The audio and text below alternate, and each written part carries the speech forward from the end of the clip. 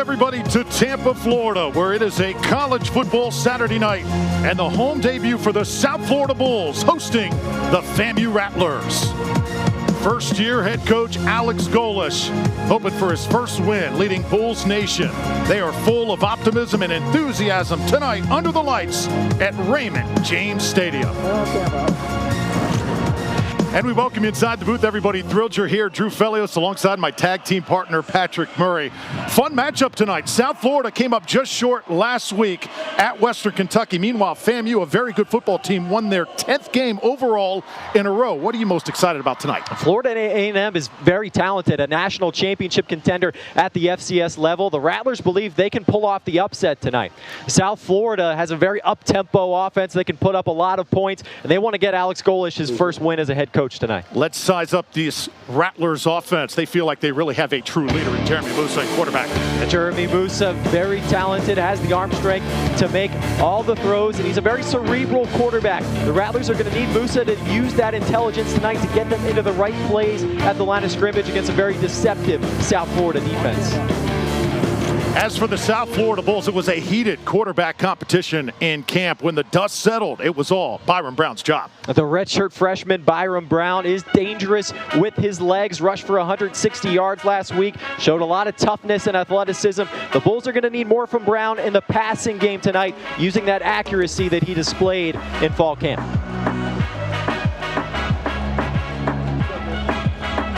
FAMU head coach Willie Simmons in his 6th season. Past 3 seasons, he's come away with 9 win seasons. He feels like his team tonight can run with these Bulls. Feels like they match up very well from top to bottom. We'll see if that is the case. On the other side, Alex Golesh, 39 years old, came here from Tennessee. His offense led the nation in scoring and yards per game. He has overhauled the roster, 56 new players. It's incredible, Patrick, when you look at the job that he has done so far. The Bulls did a great job in the transfer portal in the offseason, bringing in a bunch of guys, including running back Naquan Wright from Florida. A lot of Power 5 transfers that are making this team better. And this offense is exciting for South Florida. We'll have to wait a couple minutes to see them, though. Let's play some football as Brendan Farrell sets it down. The Bulls and the green and gold tonight. Turned out to be a pretty nice night here in Tampa. Marcus Riley, the graduate student, transfer out of Bethune-Cookman to return it for FAMU. He took one to the house last week, so watch out. This ball going to be taken at the 10-yard line. We're underway from Tampa. He tiptoes out of bounds. And that's where the Rattlers here will start. FAMU offensively, very efficient last week. Do not make a lot of mistakes. They really want to control the tempo tonight. They feel like Jeremy Musa has all the tools to do just that. Willie Simmons wants Musa to take charge at the line of scrimmage. Change plays, change routes, make sure you're getting the looks that you want. And FAMU wants to run the football tonight. Pound the rock, keep the ball away from that South Florida offense. It's Musa's 4th college. He is a college football journeyman, but only the first time where he's played at one school for 2 years in a row. How about this to start the game? Little misdirection as Marcus Riley is upended at the 20. This Bulls defense, they started fast last week, and they hope to do the same tonight. DJ Gordon, the linebacker, was there. Yeah, nice play to sniff that out. Coming in from the right side of the screen. Watch him get off that block and then just clip him. Daquan Evans, the nickel back, making a nice play and sniffing out that reverse, not getting fooled. And Daquan Evans, 5 tackles last week. Solid showing in the Bulls' first game of the year. So 2nd down, call it about 14. Musa will step up, fire over the middle. He's got his man across the 40-yard line. And the Rattlers striking. That was well executed. Marcus Riley with his first catch. Musa did a nice job of going through his progressions there. He was looking to his right. USF had taken away those receivers. It comes back over the middle. And he's got his man Riley to move the chains. Wrestled down there by Jalen Stokes. So spotted at the 40. FAMU hoping to start fast. Hand this one off. No, they're going to fake it and dump it off. Lots of running room down the sidelines. And how about this start for the Rattlers as Kamari Young takes it into Bulls territory. Play action for the Rattlers. They pulled 2 guards. That triggered the USF defenders to come up and play the run. Watch the defenders come up and play that run with the pulling guards. And then they go to the opposite side of the field with the tight end, Young, slip him into open space. This Rattlers offense, you blink, you may miss them. They are inside the 20-yard line. This is what Willie Simmons is known for. It's Shareed with his first catch. And this number 10, Shareed, certainly one to watch. There is a flag, though, in the backfield, so this one's going to come back. Shareed's got a lot of speed. Had a touchdown last week, had another touchdown called back by a penalty. And the Rattlers are interesting with their tempo. Willie Simmons likes to vary it up. Sometimes they'll take the play clock down to 1. Sometimes they'll go super fast. Personal foul. Roughing the passer. Defense number 5. Half the distance to the goal from the end of the play. Automatic first down. So surprisingly, that one's on the Bulls, and FAMU with a golden opportunity on their first drive. The Rattlers are knocking on the door here. They've done a nice job in the passing game of moving the football. They were talking about before the game wanting to run the ball, but they come out with some play action and move it down the field. They're right here with a chance to score. Got to capitalize. So the Rattlers a few plays ago with a 40-yard gain, and now they are on the doorstep of South Florida. Coming south to Tampa here, trying to get off to a great start. Jeremy, most of the preseason SWAC Offensive Player of the Year. He'll work out the shotgun from the 9. Looking right, throws it near side. It's caught. These FAMU receivers are talented. Down to the 1-yard line. And that time it was Darian Oxendine making the grab. USF in zone coverage, they were given a lot of cushion. Just a little screen pass, quick throw to Oxendine. He had a lot of room to work with. FAMU will keep it on the ground. Bulls cannot stop the run. It's a touchdown. Just like that, Terrell Jennings into the end zone, and it's 6-0.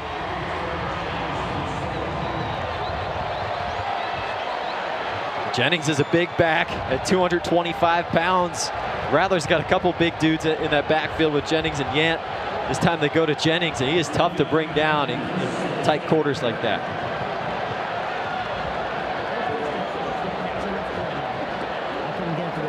So Florida A&M making an early statement.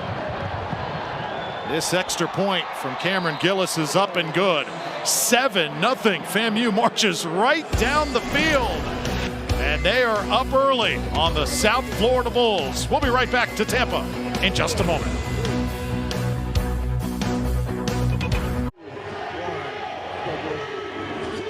So the Rattlers come out, make a statement. 6 plays, 78 yards on their first drive. And Patrick, they are on the board, but not surprising, you say. The FAMU looked really good. I mean, they looked really good last week against Jackson State, being able to run the football well. They come out tonight with the play action passing game, move it right down the field. This is a talented team. Don't sleep on the Rattlers because they have the ability to win this game. And how about Jeremy Musa on that drive? 4 for 4, 79 yards. He was operating the offense very well. They mixed in a little tempo to get USF off guard. Really nice drive to start the game. Kelly Joyner back to receive for South Florida. Michael Smith, freshman from Tallahassee, to put it in the air for FAMU. See how the Bulls respond to that opening sequence. So it'll be a touchback. And it'll be the first series here for Byram Brown, the sophomore out of Raleigh, North Carolina. 160 yards on the ground last week against Western Kentucky. Remember, he played well last year against Tulsa and in that UCF game as well.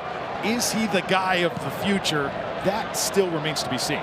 We'll see how he does this year. I think Brown can certainly be the guy. He's very talented. Started his career completing his first 21 passes. Dangerous with his legs as well. So the Bulls toss it out on first down. Going to get Brown going early, and it's up to the 30-yard line. As Jason Littlejohn, the tight end, is able to take it up. And this USF offense, they move exceptionally quick. Run it. And that's the game plan tonight. Just wear down this FAMU team. It's taken up by Naquan Wright, and he is a load to bring down. The Florida transfer, let's see if he kept his knee up here. He's tough to take down. Look at that contact balance. And they go so quick we couldn't see it. Brown Eludes the attempt on the sack and takes it right up to the 45-yard line. This Bulls team, they will work probably faster than any team in the country. They will. More than 3 plays per minute. They were 3rd in the country last week with that number. Second down, call it 10. Keep it on the ground. Rattlers waiting for the run that time. And there are so many little coaching points that the Bulls work on to go at this tempo. Even which official you give the football to after you get tackled. You want to give it to the umpire or the center judge and get it set quickly. Stanley Mentor made the stop that time, and now Brown, 3rd and 11, is going to step up, take it himself. Can he get the edge? Yes, he will. First down, Bulls, and that'll get the crowd going here at Ray Jack. That's the ability that Brown has to extend the play with his legs. And watch the block by number 1 coming in the left side of the screen. Joffrey Brown, the wide receiver, couldn't see him there, but he got Brown a block that allowed him to pick up the first down. Fresh set of downs here for the Bulls. Brown in trouble, lofts it up, got a man, it's caught! Inside the 20, Sean Atkins, the reliable wide receiver, came down with it. What a catch by Atkins, the former walk-on, laying it on the line for his team. Right back to that line of scrimmage. Hand this one off. There's room inside the tackles and barreling to the 10. Naquan Wright once again. Let's take a look at the catch from Atkins one more time. Watch Atkins here coming across the field. Look at the extension with the right hand, and he's able to get the left hand on it and reel it in. From the 7 now, Brown, man in the flat. He's got him. Joffrey Brown into the end zone, and the Bulls strike right back.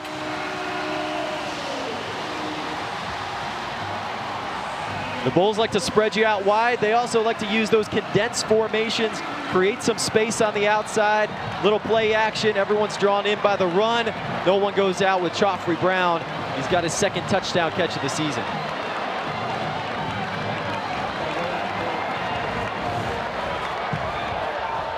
John Cannon on for the extra point.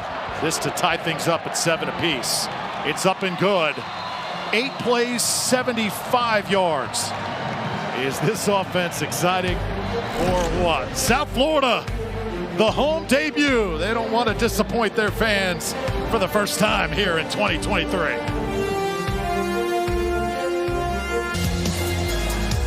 The American on ESPN, presented by VisitStPClearwater.com. It's game on in St. Pete and Clearwater. Proud supporter of the American and home to America's best beaches. Find all the action you're looking for at VisitStPClearwater.com. Beautiful downtown Tampa, and this football game so far looks like a track meet here at Raymond James Stadium. 7-all as the Bulls set to kick it off.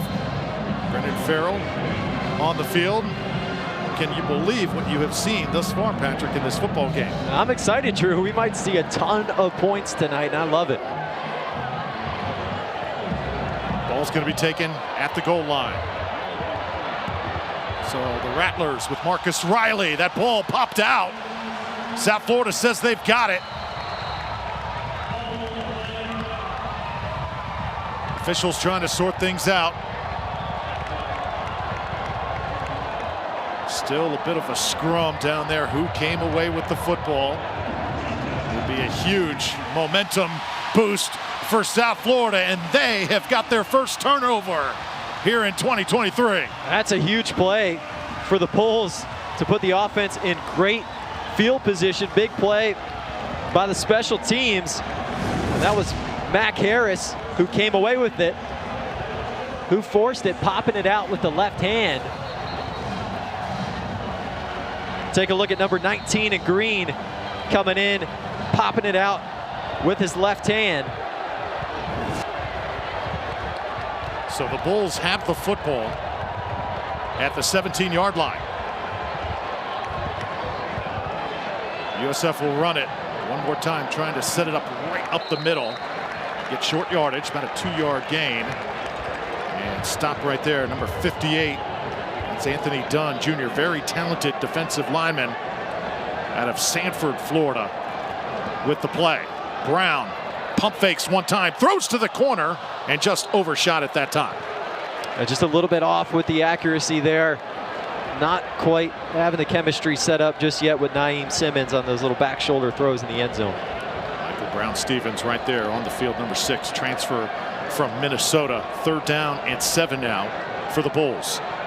Michael Dukes in the game, lines up to the right here of Byron Brown.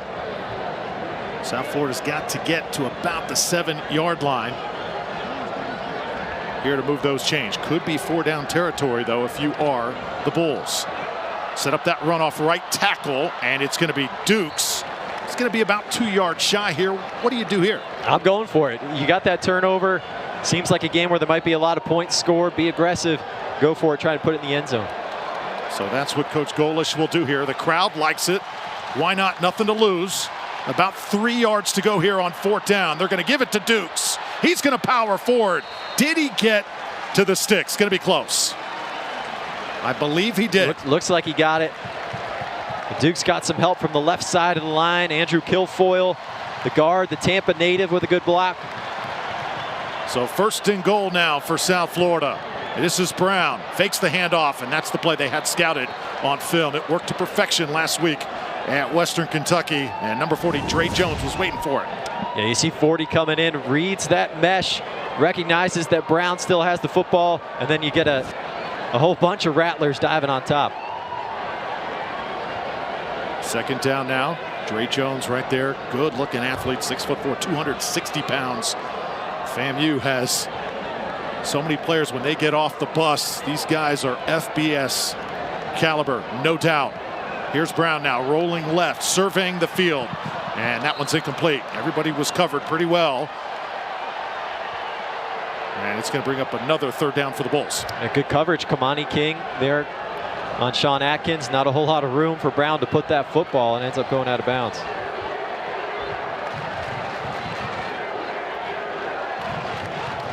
I'd say it's still 4-down territory here for USF. Go to the ground here and then go for it on 4th down if you don't get in the end zone. So trips to the left here for South Florida. Again, Brown working out of the gun. Takes his time, plenty of time. Gets out of the pocket now. Fakes it, and he's going to take off. He has got a touchdown.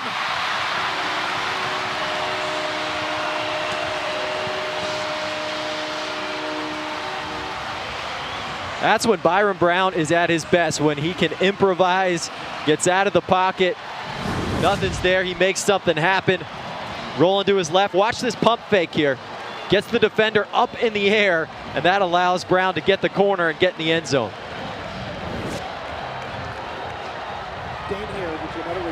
John Cannon to make it 14-7.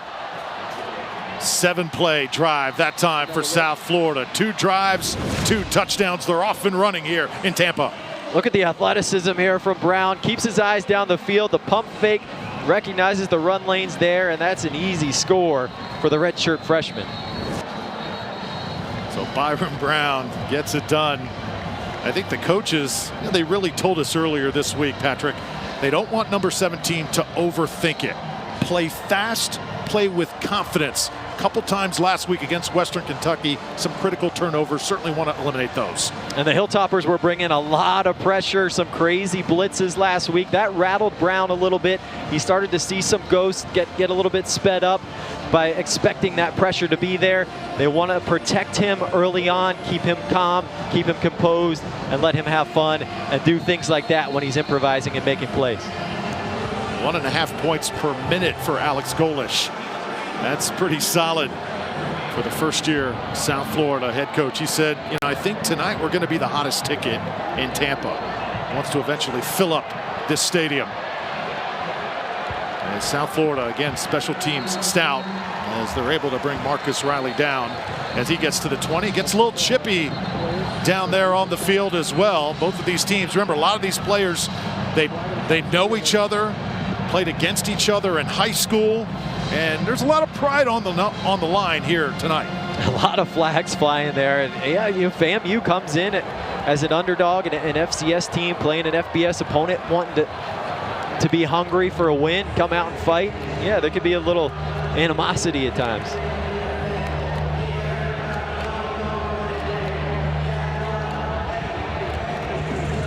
Could be a situation where we just see offsetting penalties here. Kevin Patrick is on the field next to head coach Alex Golesh. They're both talking about it. Let's get the call here. There are fouls by both teams after the play. Sportsmanlike conduct. USF number 1. Sportsmanlike conduct. FAMU number 21. Both count towards their ejection, and they offset. It's first down.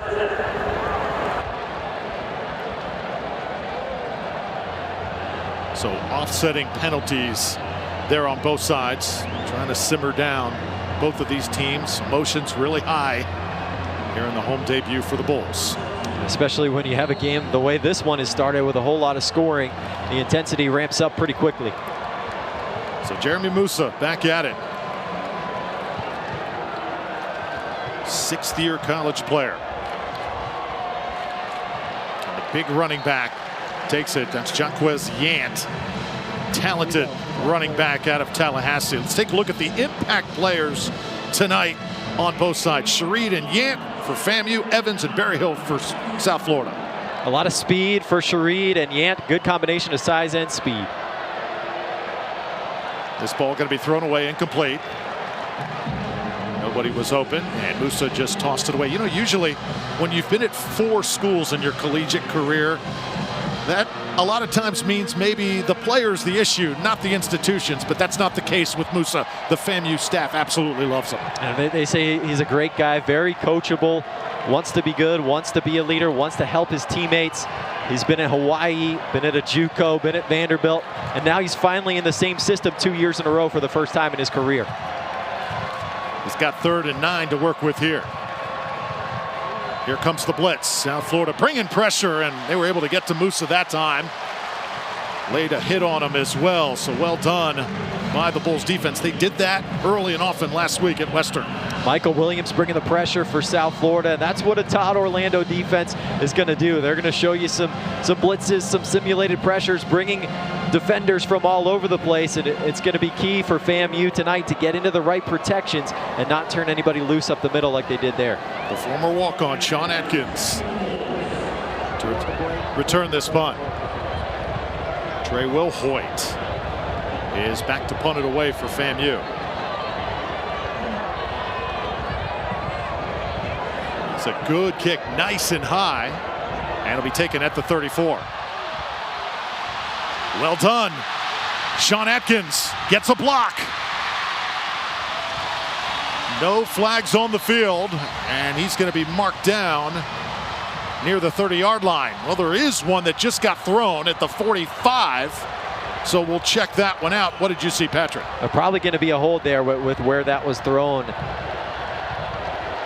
late in the return. Really nice run by Atkins, got a couple nice blocks. During the kick, holding, receiving team number 34. 10-yard penalty from the end of the kick. First down, USF. So they'll bring it back, but the energy right now flowing here in Tampa. 14-7. We'll be right back.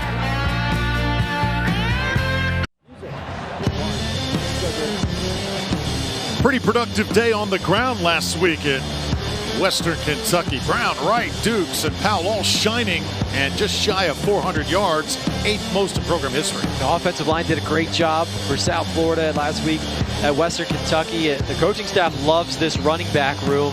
Wright, Dukes, and Powell certainly had themselves a game to start the year.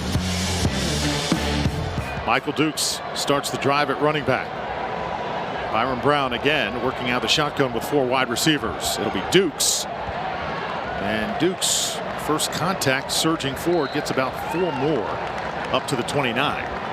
They have so much depth in this running back room in South Florida. They even moved a running back to receiver. Kelly Joyner is out there in the slot right now. Brown tossing it near side. I'll tell you what, the blocking right now is on point, really, from both teams doing an exceptional job, but the Bulls able to move the chains. And there's Joyner right there. He was playing running back a couple weeks ago. Now they've got him in the slot, catching little quick passes. Kelly Joyner, his 5th season here at South Florida. Bulls will keep it on the ground. Right now, that middle is open. Dukes running right through it, and he's up to midfield. Number 2, able to make the stop, Javon Morgan for FAMU. Zane Herring at right guard made a really nice block there, pulling around from his spot, leading the way, but we'll have to check this flag. Personal foul, hands to the face. Defense number 28. 15-yard penalty to the end of the run, automatic first down.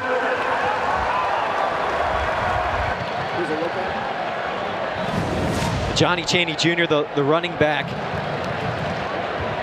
There he is right in the right side of the screen. You see the hands up on the face. I believe that was Herring that made that nice block on him. He blocked him so well that he had to put the hands up on his face mask to try to get off the block. Right now these Bulls are moving it. You see the tight end Gunnar Greenwald lined up right in front of Brown. 1st and 10. South Florida as they continue to churn yards up. And, you know, we're midway through the first quarter. This is the 3rd possession. We know college football games are shorter this year, more of an on-running clock. But this is how you kind of negate that, running as many plays as possible. Yeah, when you're going as fast as the Bulls are, you're going to get a ton of possessions no matter what their clock rules are. So it's 2nd down and 11 here after the 1-yard loss. And Brown fakes it, lofts it, over the middle. That one's trouble, and it's incomplete. Threw into double coverage. That time was looking for his wideout. And for Brown, it's the first incompletion he's had in a while. Florida A&M all over it. Good coverage by Winsome Frazier, and then Javen Morgan coming over from his safety spot. Had a chance at a pick there, but couldn't track it down. 3rd down and 11 here. South Florida has scored both times that they have had the football. They'll run trips to the right and send Dukes in motion, making FAMU cover every inch of this field. They're going to chip away, get about 3 to 4 yards here up to the 33-yard line. And now what do you do? I say you go for it. I think that's the thought with making that call, going with the little tunnel screen. Just get a few yards and go for it on 4th down, make it more manageable. Waste no time here. Brown trying to draw that FAMU front offside. And now the Bulls will take a deep breath. Jaden Alexis reeled in that last pass, the Texas transfer. Again, South Florida working with 4 wideouts, trying to keep possession here in this first quarter. 4th and 6. Brown right down the middle. Just incomplete. Oh, had his man that time running free, but Kelly Joyner just could not reel it in. Oh, man. Brown may have led him just a little bit too much. He gets the hands on it. Got to be able to reel it in if you get the hands on it. Could have been a little bit of a better throw, but man, Joyner's wide open. The Bulls would love to have that one back. Tell you what, though, as a thrower so far, Brown is looking much more confident, much more sure of himself than he did last week in Hilltop Country. Last week, Brown got a little bit rattled by the pressure. He was only 1 for 11 on throws, 10+ yards down the field, much more accurate with the short throws, but he's looking better and more composed tonight. So FAMU's offense back on the field after the defensive stand. It's Musa. They'll run it. FAMU feels like they've got the matchups tonight up to the 35-yard line, and that's Kelvin Dean Jr., redshirt senior. Got the start last week. He's an FAU transfer. A lot of transfers on this Florida A&M team, especially on the offensive line. They've got a couple Power 5 guys. Cardell Thomas from LSU at left guard. Jalen Goss at left tackle from Florida State. Really talented team. Good football game so far. Great to have you with us tonight here at Raymond James Stadium on ESPN+. Drew Felios and Patrick Murray. 2nd and 6 here. And the officials will blow this one dead. False start. Offense number 71. 5-yard penalty. It's 2nd down. Patrick, when you come to a big stadium like this, big environment, if you're FAMU, does that sometimes throw you off in simple things just like lining up? It can sometimes, but the Rattlers played in Hard Rock Stadium down in Miami last week. They've been in some big moments. They played at North Carolina last year. It shouldn't rattle them. Showing some poise here thus far, trailing by 7. That one was nearly intercepted. Went off the fingertips of Jamari Gasson. Right in the hands, you got to reel that in, and now it puts Florida A&M in a tough spot. 3rd and long, obvious passing situation. Here's where you're going to see pressure from Todd Orlando and the South Florida defense. Moose has got to make sure he gets A&M in the right protection here. Keep himself protected, give him time to get the ball down the field. Big situation here for Jeremy Musa. 6'3", 225-pound quarterback. It looks like South Florida may have jumped offside there. And the flag will come down on the far side of the field. I think FAMU's going to get a free play. Yeah, it looked like offsides to me on the right side of the Bulls defensive line, Jonathan Ross. Offside. Defense number 11. 5-yard penalty. It's third down. That wasn't Ross, it was DJ Harris on the right side of the screen, number 11 in green. He jumps a little bit too early, gets into the neutral zone. Good job by Musa to recognize it and snap it, pick up the 5 free yards. So that makes it 3rd and 6.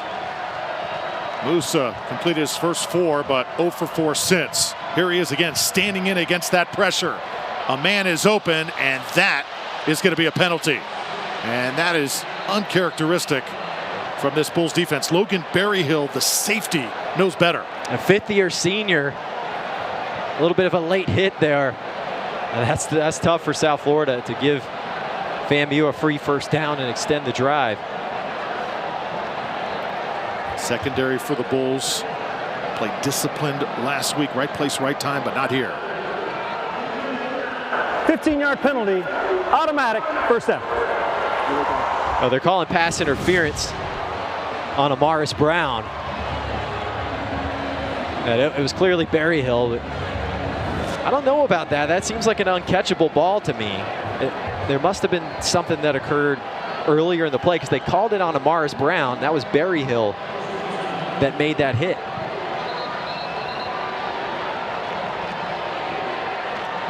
So that's 2 penalties here by the South Florida defense, keeping this FAMU offensive unit on the field. Yeah, that's brutal for the Bulls. I mean, you can't have that. You've got them in a 3rd and long situation where you can get off the field and you give them a first down with 2 penalties. Now the Rattlers see if they focus here on the ground game once again. Fake it. Musa trying to stand in. They're coming. Great job getting it off. Again, the Bulls defense feasting as DJ Gordon able to wrestle down the ball carrier as Jeremiah Pruitt caught it that time. Good pressure. Jason Vaughn coming off the edge. And Musa does a nice job here to get out of the way enough to get that ball off and prevent the sack. Jason Vaughn, 6'5", 3 sacks in that Tulane game last year, but only 5 all season. Need more consistent performances from him here in 2023 if you're South Florida. 2nd down, 11. Musa again standing in. Intercepted. Trying to set up the return. South Florida forcing another turnover, and that's how you make up from committing a penalty if you're Logan Berryhill. Yeah, there's the 5th-year senior Berryhill, right place at the right time. Just an inaccurate ball from Musa. A little bit of pressure in his face. Maybe that got to him. He's well off target, looking to go up the seam, and Berryhill is right there. Overthrows tend to turn into interceptions numerous times, and South Florida able to get the ball back to the offense. I'll tell you what, so far, just the activity with the defensive front, Patrick. They are all over the place. They didn't get any sacks last week, didn't force a turnover tonight. They are feasting. They were still getting some pressures last week, and they're getting a lot more pressure tonight. Brown looking for the screen, and just nothing happened that time with Naquan Wright. Flag will come down there. This could be on FAMU. Personal foul. Hands to the face. Defense number 28. 15-yard penalty. Automatic first down. That's the 2nd hands to the face penalty on Chaney. He had one on the previous drive, and he couldn't believe it. He's turned to the sideline with his hands up. You look for 28 coming in from the left side, right in the middle. Yeah, he's got the hand right up there in the face, grabbing the face mask of Donovan Jennings. He's going to have to stop that because he's costing his team a lot of field position. Johnny Chaney, the junior out of Orlando. And the defense for FAMU penalized again. First down now for the Bulls. Already with a 7-point lead. Brown will fire it. Has a man out there all by himself. And he is unable to reel it in. Jason Littlejohn, that's one he's going to want to have back. But the throw, to his credit, was certainly not on point. Littlejohn just wide open on a wheel route. You got to put it on him. Leaves it behind him. and he doesn't have a chance to adjust to it. Man, Brown, maybe he just got a little bit too excited seeing how wide open he was, rushed it a little bit, and leaves it short. Remember, Brown working with a lot of new pieces on that offense, though, isn't he? A lot of transfers coming in, a couple freshmen in, trying to figure things out and get some chemistry with these guys. That's slowly building.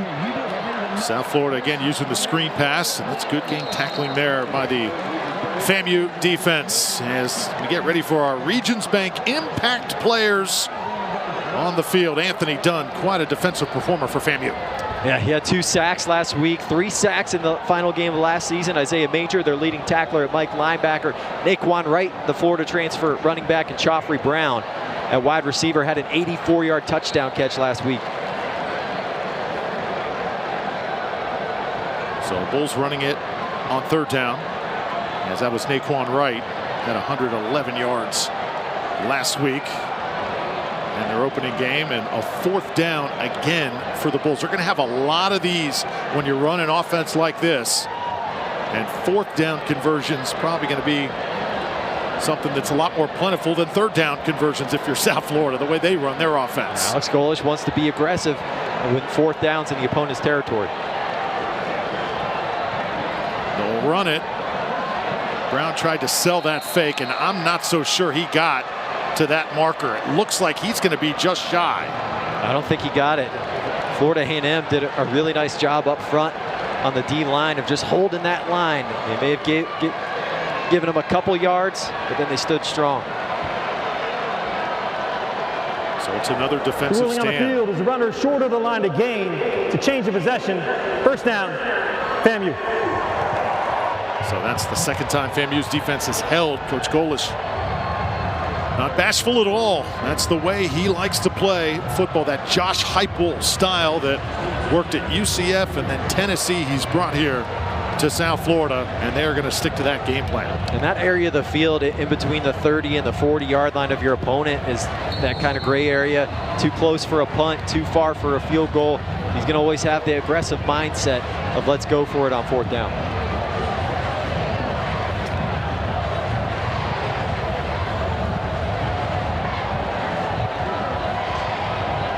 .33-yard line, Rattlers football. All kinds of movement up front. Who jumped that time? And it was FAMU. False start. Offense number 4. 5-yard penalty. It's 1st down. There's a lot of movement on the line of scrimmage there. They're calling it on Marcus Riley out at wide receiver.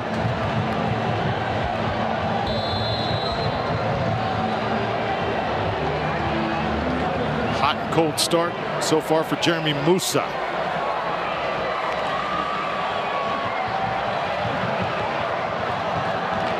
First down, 15. Musa surveying the field. He's got to get rid of it. The ball comes loose. South Florida had a chance to jump on it that time. And let's see where they marked the football. Was it an incomplete pass, or did it slip out of his hand? The pressure from South Florida tonight has just been relentless after that first drive. Coming in on the blitz, that looks like a fumble to me. Florida A&M fortunate to recover it. Ashton Grable with the hustle from right tackle to get back there and scoop it up. So it looks like they're going to call this a fumble. And that was Jalen Stokes at safety. On the play. The previous play is under further review. It looked like Patrick, when he was going to the ground, he purposely let the ball go, tried to get rid of it, but I'm not so sure it was in time to be ruled an incomplete pass. Jalen Stokes at safety coming on the pressure there and knocking the ball out. We'll have to take a look. Head coach Willie Simmons. Coach Simmons this preseason had Charlie Ward, the Heisman Trophy winning quarterback from Florida State, come speak to his team, get them a little extra motivated to play this game here in Tampa. Let's take one more look at the play here, and right there, clearly letting it go. His arm's going forward. Does it come out before his arm's going forward? I'm going to say that's an incomplete pass. I think it looks like his arm's going forward. first official's review here in this game. But that's what you get from a Todd Orlando defense. He likes to use a lot of hybrid players and use the speed of smaller guys to rush the passer. That's what you saw there. Jalen Stokes, a safety, using his speed to get around the right tackle and get the pressure and cause all sorts of disruption for Florida A&M. The Rattlers are going to have to figure something out in pass protection, keep more guys in to protect, get some chips on the outside, something like that, because Moose is having trouble having time to look down the field. Yeah, that's where South Florida felt like they really had the advantage. Players are a little bit longer, a little taller. And there's a lot of depth on the defensive line for South Florida. They'll go 3 deep at each of their positions. Got some pass rushers that they really feel good about. And the way Todd Orlando calls his defense, you never know where a blitz or a pressure might be coming from. They'll bring the safety, the corner, linebackers, and at any given play, you've got no idea where it's going to be coming from. Officials still looking at the play. Keep in mind, if you're just joining us, FAMU has won their last 10 games. South Florida has lost their last 11 games. So if you come in watching this thinking South Florida's a big favorite, not exactly the case. And you compare the talent level on both sides, it is pretty similar. As they look at the play one more time, was Musa. Was he perhaps down that time? Is it a sack? Is it a fumble? Is it an incompletion? The officials taking a long time to look at it. Could be seeing where they need to spot the ball. After further review, the quarterback was passing the ball. It is an incomplete pass. It'll be 2nd down and 15 at the 28-yard line. I think that's the right call. A break there for Florida A&M. Now they've got to be able to protect Musa. They want to call a quick pass here, get the ball out of his hands quickly. You know, the one thing coaching staff wants Musa to do more, Patrick, is take charge, especially in moments like this. Clearly, you're right. You got to get the ball away quicker. Yeah, he has the freedom to do whatever he wants at the line of scrimmage. Change the play, change a route. 2nd down, here he is. Setting up the screen, it's intercepted.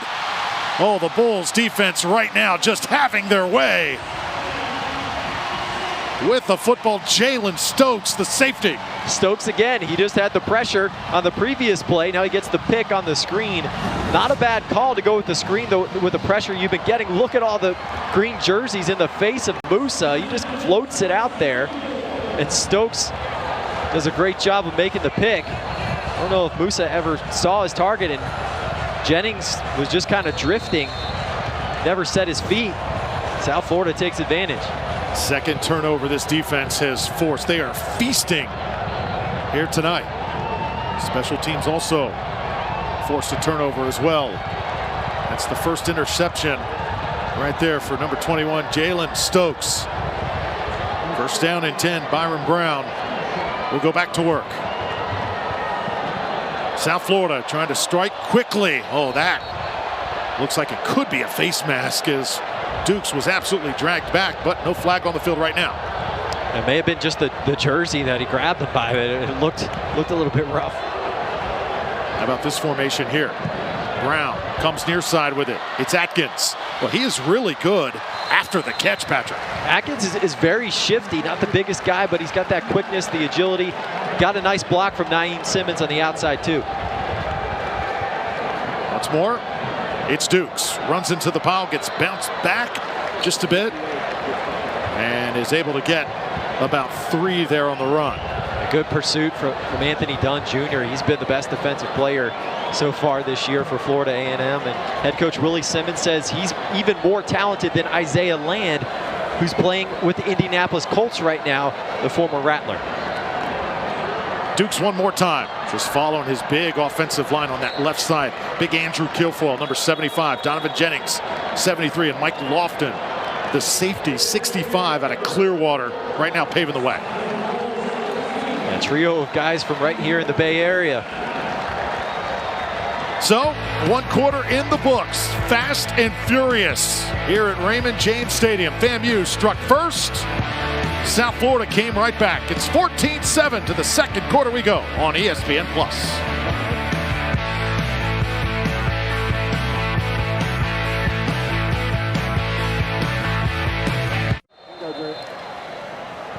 Fun night at Raymond James Stadium so far for these Bulls fans. 14-7 the score.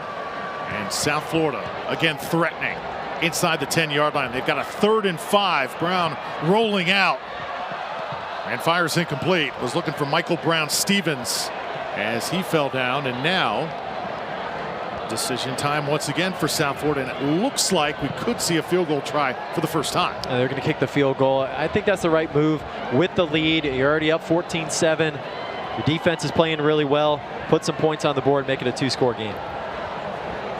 So John Cannon comes on here. It's going to be a 26-yard attempt. And this to give the Bulls a 10-point lead. Hold is down, kick is up, and it's good. So South Florida able to get points. So 3 out of the 5 drives they've had the football, they've been able to get points on the board. I would have loved to have the touchdown there, though. Brown-Stevens is open in the end zone. Byron Brown's got to put it on him there. Just a little bit too inaccurate with the ball. But, hey, South Florida offense still looking good to start the night. The tempo has been there. They've been going really quick. Golesh has been really impressed with that, because usually when you go that fast, it takes time to get used to it and to be able to operate the way that you want to. But he said right from the get-go, these Bulls have been going at the pace that he wants, starting last week at Western Kentucky and continuing tonight. Patrick, he says we're focusing on the daily process, how we play, how we act, how we look, how we eat, how we treat people, our habits day in and day out, cleaning our lockers. From top to bottom, they have overhauled how they do things here at South Florida. That's the biggest job for Alex Golesh, is making sure that everybody is doing the little things right all the time. That's how you build a winning culture in a program. Brendan Farrell on to kick it away. 10-point lead for the Bulls. They forced 2 turnovers here thus far, as that ball will roll into the end zone. And Musa and company will come back on the field here for FAMU. FAMU, they had the first drive, went right down the field. What has happened since? The pressure's been relentless from South Florida. FAMU hasn't been able to protect Musa at all. It's created a couple of turnovers. And the Rattlers haven't been able to run the ball. 4 carries for 4 yards. They have got to find a way to get that ground game going. See the big offensive lineman there, Cesar Reyes, 77, 76, Cameron Coven. High school basketball player, got really quick feet. It's a very athletic front for the Rattlers. So here we are, Jeremy Musa trying to revive this Rattler offense. Hand it off, and this is their big running back, Jaquez Yant. When he gets the football, I'm telling you, if you're on defense, it is scary, isn't it? Yant is a freight train. I mean, he's coming at you at about 240 pounds. He can run a 4.5 in the 40 at that weight. That is impressive, and he's just going to barrel right through those tackles to pick up some extra yards. Would not want to bring this guy down. I'm making a business decision if I see Yant coming at me.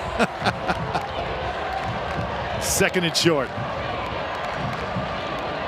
Let him work one more time. I'm telling you, don't arm tackle this guy. It's not going to work, as he'll move the chains here for FAMU.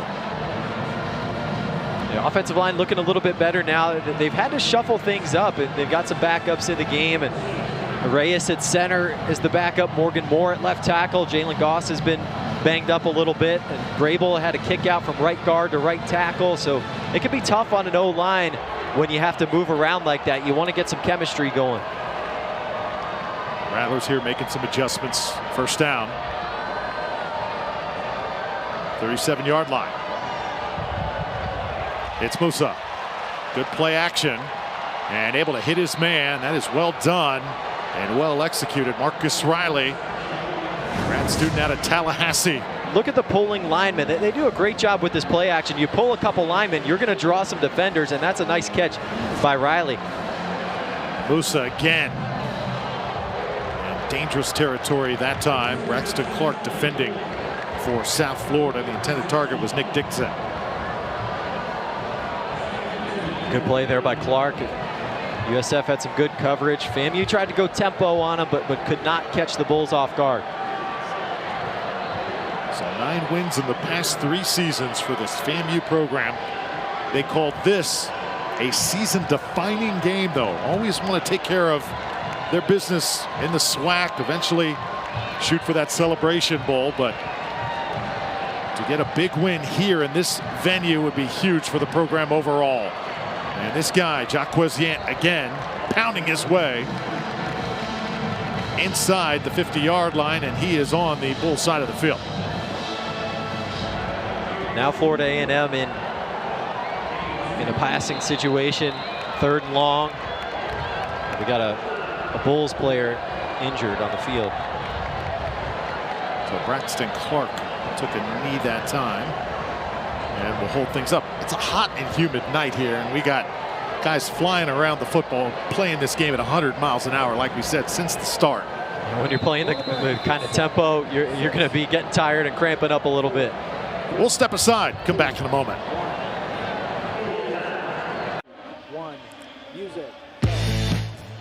Next week's American football slate starts Thursday on ESPN with a league matchup between Navy and Memphis, 7:30 Eastern Time. Then Friday, UTSA takes on Army, 7 p.m. Eastern on ESPN. And then finally, next Saturday, 3:30 Eastern on ABC. It's South Florida hosting number 3 Alabama right here in Tampa. FAMU Rattlers working here, 3rd down and 8. You know the Bulls want to have a good showing. Welcoming Nick Saban and company. SEC Dynasty 1 week from today. Rattlers, good looking drive here. Want to keep it going. Under pressure, it's Moose. He's got to get it away. All from the backside. Bulls were coming like a freight train. Again, I'll tell you what, Daquan Evans been all over the place. Yeah, Evans has played well. They tried to set up a screen there to Yant. Watch the near side coming in with the pressure is Evans. And Musa didn't have time to even flip it out to Yant on the screen. You think Musa heard those footsteps? Oh, he heard him. Yeah, he's hearing him now. He's expecting him to come, and he's like, I got to get rid of this ball. So Bulls defense continues to feast in a punting situation here for FAMU.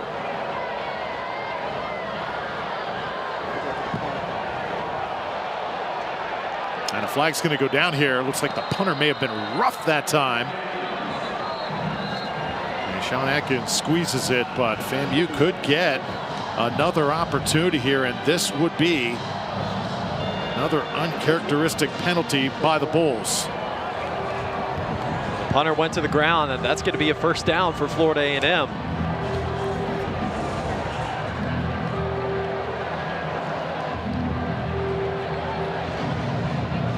So FAMU hoping that offense can trot right back onto the field.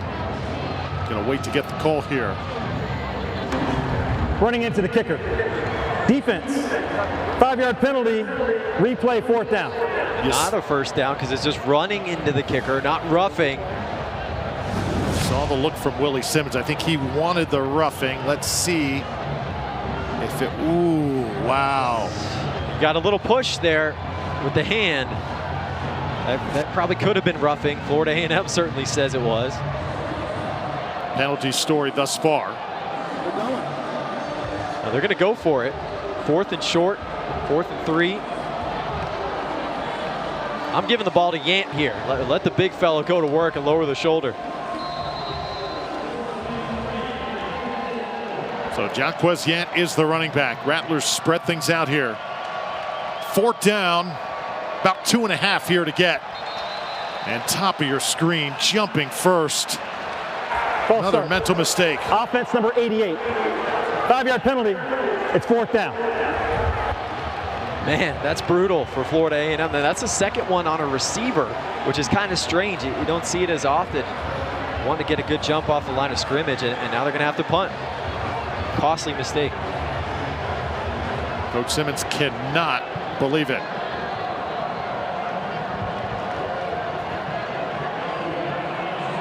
So a golden opportunity gets away here from FAMU. And once again, the Rattlers will punt it away.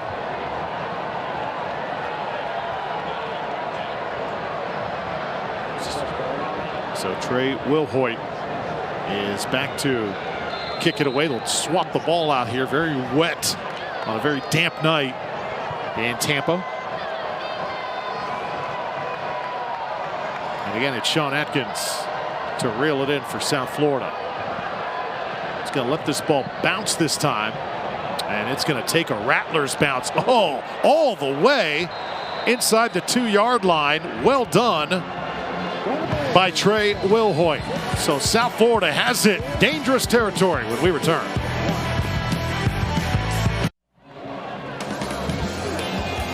The body of work for Alex Golesh up in Knoxville, which led him to this job here at USF. And Patrick, I know you've got some history with Tennessee Volunteer Country, don't you? I'm a Tennessee grad, spent a lot of years in Knoxville, love it up there, and great fan base in Knoxville. And Golesh gave them a lot to cheer about, broke a ton of school records, sent some guys to the NFL, but the biggest thing that they care about in Knoxville is he beat Alabama. And Tide coming here to Tampa next week. Dangerous territory here for South Florida. Solid night thus far for Byron Brown, sophomore quarterback out of Raleigh. Bulls have run the football effectively and set up the pass as well. Just trying to get it out to reasonable territory here, as they'll get about 3 near that 5-yard line. That's all you need right there. Just give yourself a little bit of breathing room where you don't have to worry about as much about the safety. K1 Powell, the ball carrier that time. Gonna let him work one more time. A little bit slippery in there. 5'9", 205 pounds. Sophomore out of Vernon, Florida.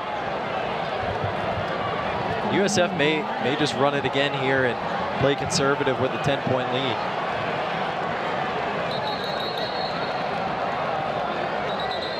It looks like we had some early movement there as well. False start. Offense number 62. Half the distance to the goal. Still 3rd down. Is that sort of the negative sometimes when you play so fast? You get into situations like this, and it's tough to really adjust. Right. You can't really go with the tempo when you're stuck back on your own goal line, and so you have to play a little bit slower. And maybe you're not used to that. It can lead to some false starts. So it makes it 3rd and 8. See how Brown answers here. Bulls have held on to the football so far tonight, and they're going to move the chains here. That's a big conversion. And the crowd will let this team know. Well done. Number 6 reeling it in, Naeem Simmons. Brown did a nice job sitting in the pocket, staying composed, finding an open guy. Nice accurate ball and a good route from Simmons. 1st down. Run it one more time. So situational football here as they are feeding young K1 Powell. Let him do his thing. The tempo of the game has kind of slowed down here, and now the Bulls trying to pick it back up. Numbers tonight on Brown, 67 yards through the air.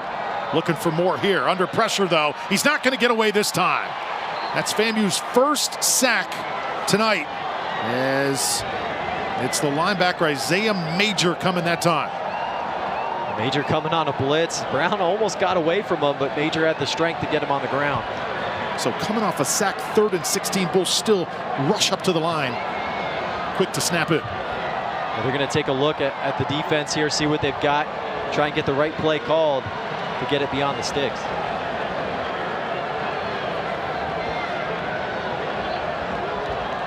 They've got some one-on-one matchups to the bottom of the screen here. Keep an eye on Atkins again in the slot, and Alex Golesh going to call timeout here. He ran across the field to let our official know something he did not like. 17-7 your score, under 10 minutes to play here in the 1st half. FAMU still fighting here in Tampa.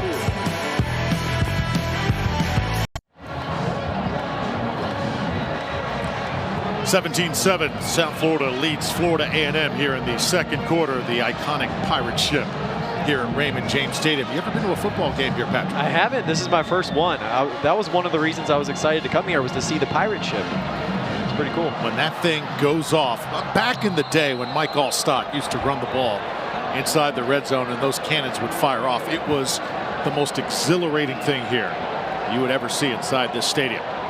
3rd and 16 now for South Florida. Brown going to step up. Got a lot of room here on this near side. Goes long with it, and it's incomplete. South Florida asking for a pass interference penalty, but Jason Littlejohn was really tight in coverage that time. Well, a lot of times you see pass interference called on plays like that where it's underthrown and the receiver has to come back to the ball. The DB's in the way. Kamani King gets his head turned around, though, and tries to play the ball with his hand. That may have been why they didn't call it. Alex Golesh is livid right now on the sideline, giving the official an earful. So punting situation for South Florida. Andrew Stokes lays into it. It's a high kick. And it's going to take a Bulls bounce down to the 43-yard line. Andrew Stokes, the punter for South Florida. Very interesting story. 29 years old. Oldest player on the team, by far one of the oldest players in college football across the country. Stokes is older than one of the coaches. The offensive line coach, Tyler Hudenick, is 26 years old. Their punter's 29. That's college football for you in 2023. Yeah, for sure. So Jeremy Musa back on the field. What does he have to do to get this Rattler offense back on track? Well, the Rattlers have got to get back to the ground game, get the ground game going, and then play action off of it, and they have to find a way to protect Musa. He's been under fire all game. So you see in motion there, Kamari Young, Musa. Again, just that pressure just caves in on him. Big number 44 pumped up for the Bulls, Jaquez Williams. Williams got the sack, but it was DJ Gordon with the initial pressure coming off the edge that made Musa step up into the pocket, right into the sack. And he's going to have to get the ball out quicker because they're having a hard time protecting him. Well, you're absolutely right there. It just seems like when he drops back, it's at least 1 or 2 seconds just too slow.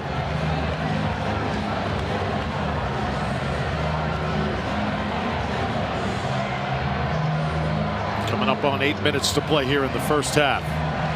South Florida, 10-point lead. FAMU has not scored since their very first drive. Here's Musa. Quick throw. That's what they need more of. It's reeled in and taken down hard. Trevante Davis able to make the grab and move the chains. That's exactly what they need. Good quick decision from Musa. Accurate throw. Needs to do it again.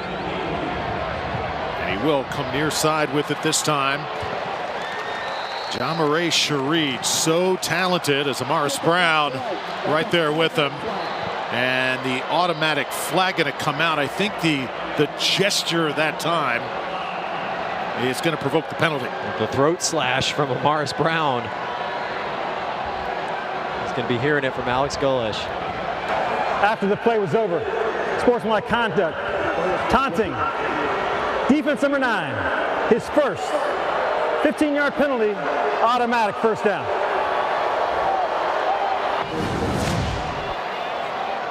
And watch after the play, gets on top of him in the throat slash. That kind of gesture is going to get you the penalty, and Golesh takes him right out of the game.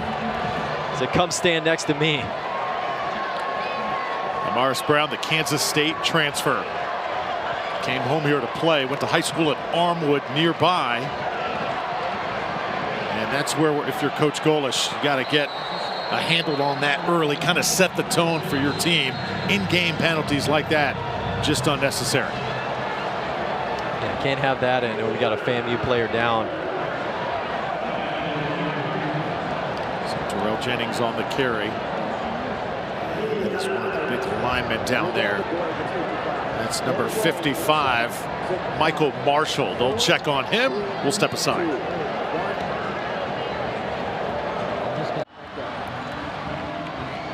So our first significant injury of this game for Florida A&M. Michael Marshall appeared to get rolled up on right there. Right in the middle of the screen, 55. Someone just comes into the back of his leg. That hurts.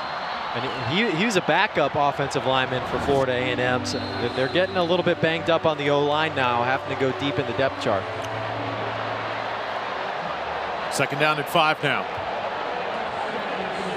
Terrell Jennings, the running back here for the Rattlers. Jennings gets the carry. And once again, good tackling. Good job of plugging the gaps by these USF defenders. Tramel Logan, the first one there. South Florida has been winning the battle up front all night long, whether it's the pass rush, getting to the quarterback, or in the run game, holding Florida A&M to just 1.9 per carry. Saw big Lloyd Summerall, 99 in green. USF coaches feel like he is the most talented guy on that side of the football. Former 4-star recruit, transfer from Florida. He's got the size and the length and the speed. So timeout can be called once again. USF, their second to 32nd.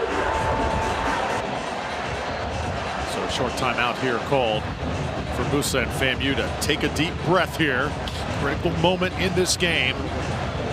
10-game winning streak for the Rattlers, and that is one of the best in FCS football right now. And hard to believe South Florida has not won a game in 11 tries. Just 1-11 last season, but they've got a fresh start with a new coaching staff coming in, invigorating this program with their recruiting, their attitude, the offense, certainly. South Florida looking to snap that losing streak that stretches back to last September. Just worth mentioning, Alabama comes in here next week. That game's right here in Tampa on ABC. Right now, Nick Saban's bunch losing to Texas 13-3. So we'll continue to keep an eye on that one. And if you're South Florida, you want Alabama to win that game because you do not want an angry Tide team coming off a loss coming in here. 3rd down 6 for Musa. Pressure coming again. Great fake. He sold it beautifully. Able to dump it off. And how about this? Inside the 10-yard line. Could not have been designed much better than that. Kobe Gross, the redshirt senior tight end. The play action has worked well tonight for Florida A&M. You get the run fake, draws the defense inside. Watch all the defenders flowing towards the football, and then you slip Gross out there into open space and move the chains. First down.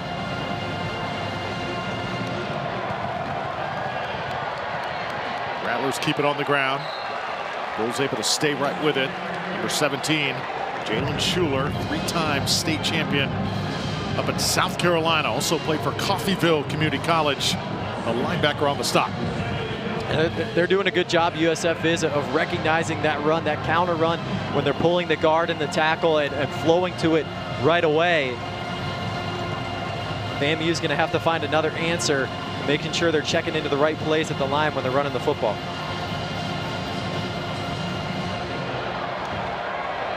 Musa on second down, stands in, has a man in the end zone, looking for the football, couldn't find it that time. A flag is down in the middle of the field.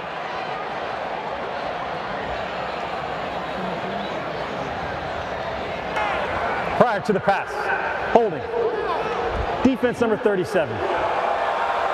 5-yard penalty, correction, half the distance to the goal, automatic, first down. Logan Berryhill called for the hold. Penalties have been hurting South Florida a few times on defense tonight, giving FAMU some extra chances to stay on the field. Second penalty tonight on Berryhill. And a fresh set of downs here for FAMU. They're going to have first down and goal from the 5. FAMU has to move the pocket here. Get Musa out on a rollout on the move so he doesn't have to stand in and face that pressure. Jeremy Musa handing it off. This one sets up nicely for the Rattlers, lunging forward down inside the 2. Well, nearly had 6 that time. 23, Terrell Jennings, the ball carrier. What a tough run by Jennings. Just watch the pad level, keeping the pads low, keeping the legs churning. Low man wins. Get off me, you get off me. Give him one more shot. Why not? Jennings into the paint. So FAMU able to cut into that USF lead. They're not going anywhere, Patrick. A way to finish the drive by the Rattlers. It looked like South Florida might be able to pull away, and FAMU just hung in there, and they finished the drive on the ground with Jennings. Yeah, these running backs for FAMU, they are big, they are physical, aren't they? They are. Jennings at 225 pounds, Yant at 235. A nice block by Jalen Goss there. So Cameron Gillis on for the extra point. And it is a 3-point game here in Tampa. 9 plays, 58 yards, resulting in this Jennings score. Nice hole opening up on the left side of the O-line there. Jalen Goss with a good block. FAMU's right in this ball game. This is exactly where they want to be. Head coach Willie Simmons, he was an absolute high school sports legend in the Tallahassee area back in the late 90s. A high school All-American at Shanghai. Went on to Clemson. Played for Tommy Bowden there. I always remember that game. 1999 Clemson came to Tallahassee. Chris Winkie over the top to Snoop Minnis, 99 yards for the score. That was the Bowden Bowl. Tommy Bowden against Bobby Bowden. And eventually Coach Willie Simmons went on to play for the Citadel as well. But what a coach he has turned out to be at the college level. And he's been tremendous for Florida A&M. Spent some time at Prairie View A&M as the head coach. 6th season now with FAMU. He's led them to 3 straight 9-win seasons, and they're looking to get to the Celebration Bowl this year to finally break through. And a big part of that is beating Jackson State, which they did last week. The last 2 years, Jackson State was the only team in the SWAC to beat the Rattlers. They finally get that monkey off their back this year. South Florida trying to set up a return here. Look out. This is Kelly Joyner.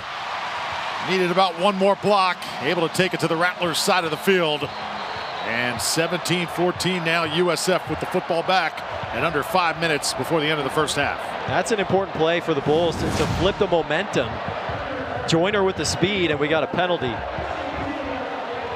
it's going to come back distance to the goal. On a holding. First down, USF. Taking the wind right out of the sails of the Bulls.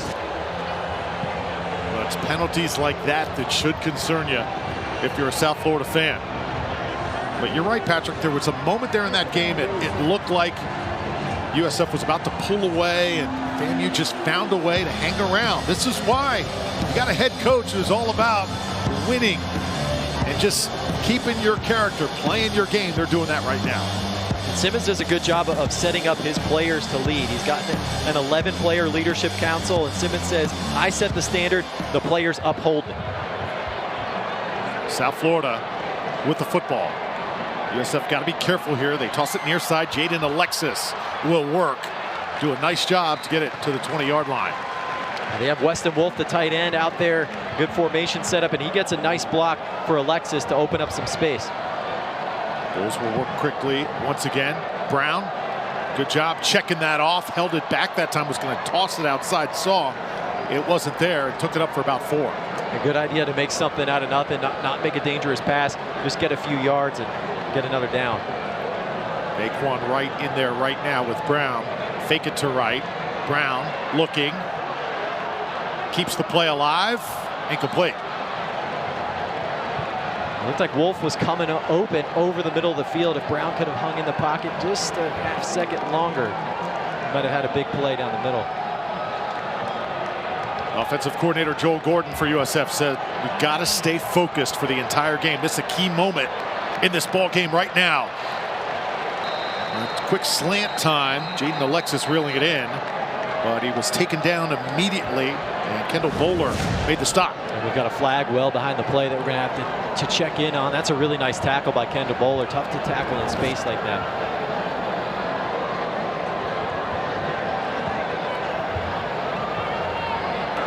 Legal substitution. Defense. Penalties decline. Result of the play is a first down. It can be tough for a defense when you're going against South Florida's tempo and trying to get the substitutions in, trying to get lined up, and they made a mistake there. Penalties continue to be a huge factor in this game.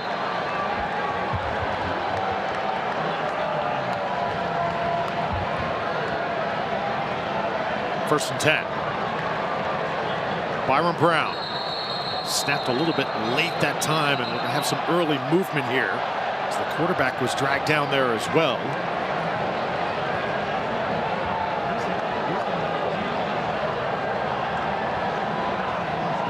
This is going to be on South Florida. The penalties have really slowed down the pace of the game. I mean, early on it was so quick. Now it's just plodding along. False start. Everyone but the center. 5-yard penalty. It's first down. Well, the official with a bit of a comedy routine here tonight at Ray J. Yeah, that's one of those ones that's going to make a YouTube video or something. Funny ref situations. Everyone but the center. And yeah, the center took a little bit too long to snap the ball there. First and 15, 9 penalties, 70 yards for South Florida. Brown goes to work. Rifles it. Complete. Across the 45 to the 47. And so far, Sean Atkins having himself a ball game. But again, we've got another one. Holding. Offense number 73. 10-yard penalty. Replay first down. Take one more look. See where the hold is. I don't like that call. I didn't see anything. Donovan Jennings got himself a pancake on the left tackle there. But man, that's 10 penalties now for South Florida in the first half. They had 10 last week in the whole game, which isn't good, and they've been even worse tonight.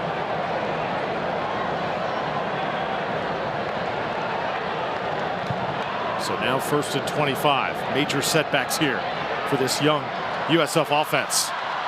Toss this one complete. Joffrey Brown gets it in his hands for the second time tonight. Scored the touchdown earlier. Now you go tempo. The Bulls have got to get in a little bit of a rhythm here. The penalties have slowed things down. Get that tempo going. Get Brown in a rhythm. Yeah, I'd like to see Brown get the football more. Go for the home run. Incomplete. A flag's going to come down here. And that was clearly a pass interference. Just grabbed him around the waist.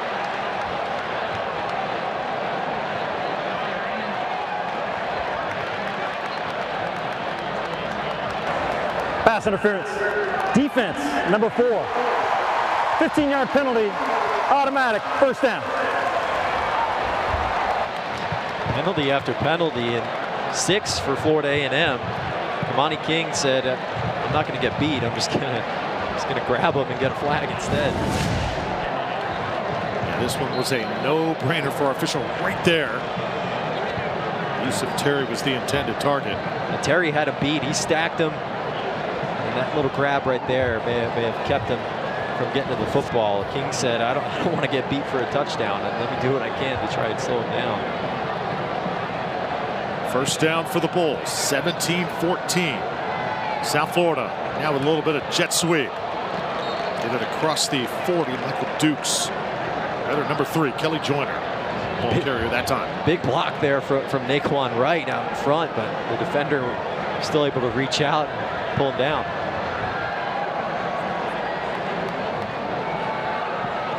Brown drops back quickly, just nowhere to go that time. The Rattlers able again to just cave in. And Gentle Hunt, the senior out of High Springs and a Gainesville High School alum that time with the credited sack. Byron Brown wanted to go to Joffrey Brown, but Lamar Clark did a good job of dropping underneath that and taking that throw away. Third down, quick throw. Well done by the Bulls. Oh, good job staying on his feet. Naeem Simmons. Big play from Simmons. He's short of the sticks on third down, and then he fights, drives the legs to get out of that tackle and pick up the first down. That's demoralizing if you're FAMU. You had him in the grass that time. He just manages to get away. And this time of year, as Morgan is the player down here for FAMU, was he in the grass? No, clearly able to stay on his feet. Really nice play by Simmons to break out of 2 tackles there and make sure he can move the chains. And now Lovey Jenkins getting looked at by the trainers. So it's hot, it's humid. A lot of plays being run in a game like this time of year. Patrick, it's also not surprising to see a lot of cramping going on throughout the night. Florida A&M dealt with some cramps last week when they were down in Miami playing Jackson State, and they're used to the heat in Tallahassee. It's just one of those things. If you're playing a bunch of plays and it's this hot, it's going to happen sometimes. Coaches jokingly said earlier this week, you come to FAMU, you don't have the luxury of all these training tables and all these extra things on the sideline. When you come to FAMU, you just come, you play football. You don't have anybody handing you food as you're walking off the field and charting everything that you're eating. So you got to take care of yourself. You certainly do. But they love it that way, and they get players that love football. Now, that's the key for Florida A&M. The defensive coordinator Ryan Smith was talking about it. Every guy that we get, you better make sure he loves football. Got some incredible tradition up in Tallahassee, what they've been able to do over the years. First down, backwards pass this time, trying to set it up. It's caught. Executed perfectly. Sean Atkins finding Michael Dukes. First down and goal. With nice patience by Atkins there, just sitting, making sure he comes open. And Dukes is looking like he's hurting a little bit. That was a 40-yard gain. They're going to have to stop the game here. Dukes clearly shaken up.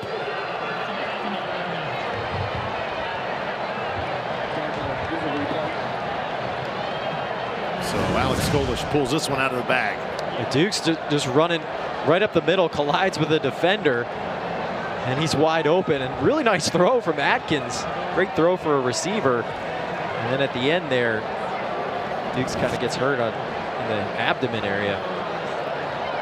Michael Dukes, the Clemson transfer, originally from Charleston, South Carolina. It's incredible, Patrick, when you look down the roster, both sides of the ball, how many transfers there are in this day and age of college football, really on both teams and really teams throughout the country. Yeah, I mean, in Colorado, I mean, the biggest transfer team goes and gets another win today. They're 2-0, and they had like 50 transfers this offseason. And you look at South Florida's backfield, you got Naquan Wright transferring in from Florida, Michael Dukes transferring in from Clemson. They've got like 3 Minnesota transfers on the team for South Florida. That's just how it is these days in college football. You get the one free transfer, and a lot of guys want to come back and play closer to home, and that has benefited South Florida with all the talent in this area. Round of applause here for Michael Dukes as he comes off the field. After putting the Bulls in business here, first and goal. It's going to be from the 7. And that was a peach of a pass from Sean Atkins that time. Number 38 comes to the sideline. He may get some more looks at quarterback after that. Yeah, they're going to save that play for later in the season. And Atkins had a heck of a catch earlier in the game. It makes a beautiful throw.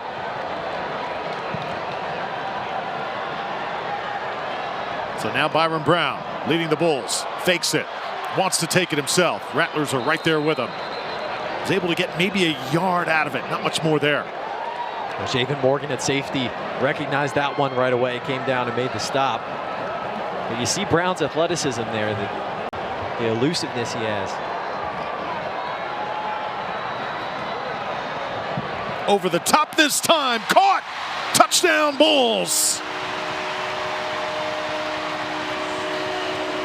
Jason Littlejohn, the tight end, climbing the ladder, reeling it in. Little pop pass, play fake, draw the defense in. Littlejohn sneaks behind him and goes way up top to make a nice catch. And Littlejohn certainly not little. There's the play fake. Throw a little high, but Littlejohn's got the hops to go and get it. 6'4", got great hops as well. 245 pounds, bringing down a touchdown, an 11-play drive, 92 yards. That could have gotten really dangerous, but again, the quarterback Brown leading the Bulls. Good operation there on the fake and giving Littlejohn a chance to make the catch, and that's a key drive for South Florida.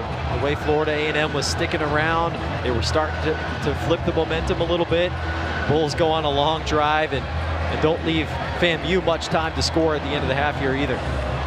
Patrick, that could be a real key moment in this game. You felt the momentum shifting, Bulls committed a few costly penalties there. A moment for FAMU to really hit them hard right before halftime. South Florida keeps their composure, goes right down the field, and widens that gap. That's really important, especially with a redshirt freshman quarterback. The ability to remain composed, go on an 11-play drive. That's one thing that the Bulls struggled with last week, is at the end of those long 10-plus play drives, they started to wear down physically but also mentally and make some mental mistakes. That didn't happen there. You got to credit the quarterback Brown for that. 47 offensive plays so far for South Florida. So FAMU will get the football back here. Not much time to work. 48 seconds. Lots coming up at halftime. Report from the American Conference. In the studio, Morgan Huber will join us. Also, we've got some highlights to show you, some stats. We'll size up the first half, get you ready for the second half. And I think we're going to be doing some eating, unfortunately. Yeah, in the third quarter, we'll have to see the taste of the American, the best of what Raymond James Stadium has to offer. I'm excited. I'm hungry. I've been waiting for it all day long. So here we go. And but South Florida is going to get the ball to start the second half here. So I think Florida A&M has got to be aggressive and go and try and score with all 3 timeouts in 48 seconds. Yep, a taste of the American. That's coming up a little bit later here on our broadcast. 24-14, Rattlers trailing by 10. They'll work quickly and connect there up to the 37-yard line. These pass catchers have done well. Nicholas Dixon, that time the 6'2" grad transfer.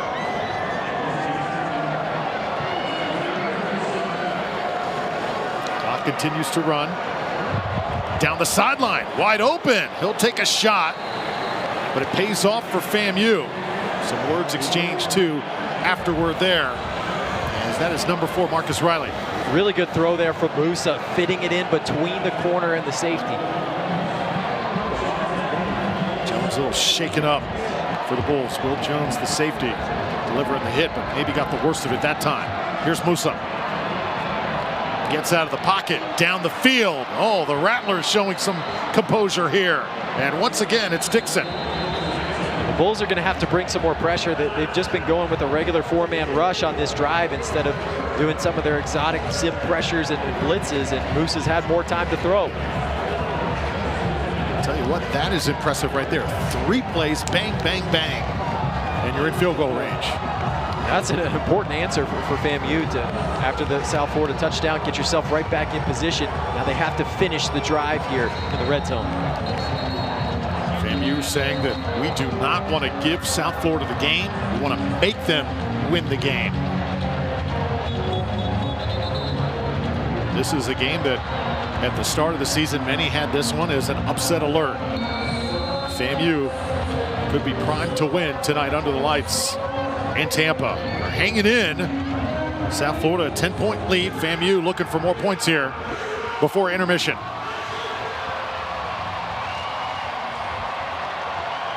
First down. Jeremy Musa stands in, hits his man over the middle. Oh, nearly intercepted. That would have been trouble. Shareed was the intended target. The 5'7" receiver, usually sure-handed. I got to hang on to that. That was a big opportunity for FAMU. South Florida brought the blitz. Musa did a good job of getting the ball out quickly. They had Shareed in space. He may have scored on that if he hangs on to it. What do you like here, Patrick, on 2nd and 10? You got to protect it and get the ball out quickly. I'd like to go back to Shareed if you can get him in space again. He hasn't done much tonight, but he's your fastest guy.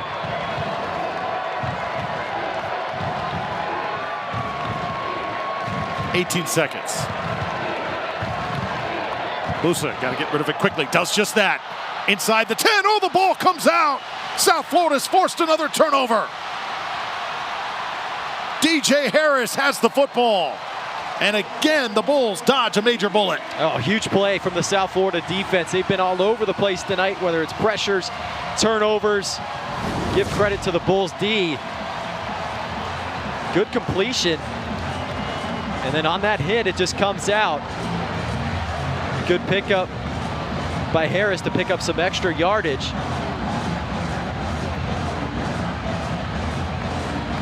Riley does a good job of breaking one tackle and then just loses it on that hit. DJ Harris, the Texas transfer, played in only 3 games in Austin. Comes up with a big one there for the Bulls. Look at the turnover story right now. How can you win a game when it's that lopsided? That's a huge part of this game right now. 4 turnovers. Florida A&M's only down 10. Expect to be down a lot more than that with 4 turnovers. Final play of this first half. South Florida will take a 10-point lead into the locker room. Alex Golesh will rally the troops, head off the field, talk about it. A wild first half from the start. Lots of penalties, though. They'll look to shore that up as we look forward to half number 2. South Florida's got to cut down on the penalties. It looked pretty good offensively. But the defense has been the story for the Bulls. Getting pressure on the quarterback, forcing turnovers. Got to keep doing that. Halftime festivities coming up from Tampa. The Bulls leading by 10, 24-14. Great to have you with us on a Saturday night in the American.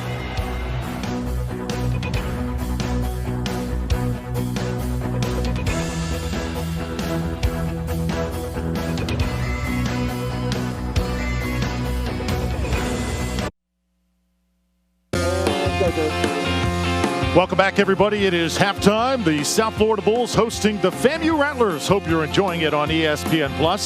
When we return, we're going to head to our American Conference studios where Morgan Uber is standing by. Music and go, Griff. You're watching the South Florida Bulls hosting the FAMU Rattlers here on ESPN+. Hope you're enjoying it. It is halftime. We've got much more and a halftime report. Patrick Murray will rejoin us, look at stats and some highlights when we return to Tampa.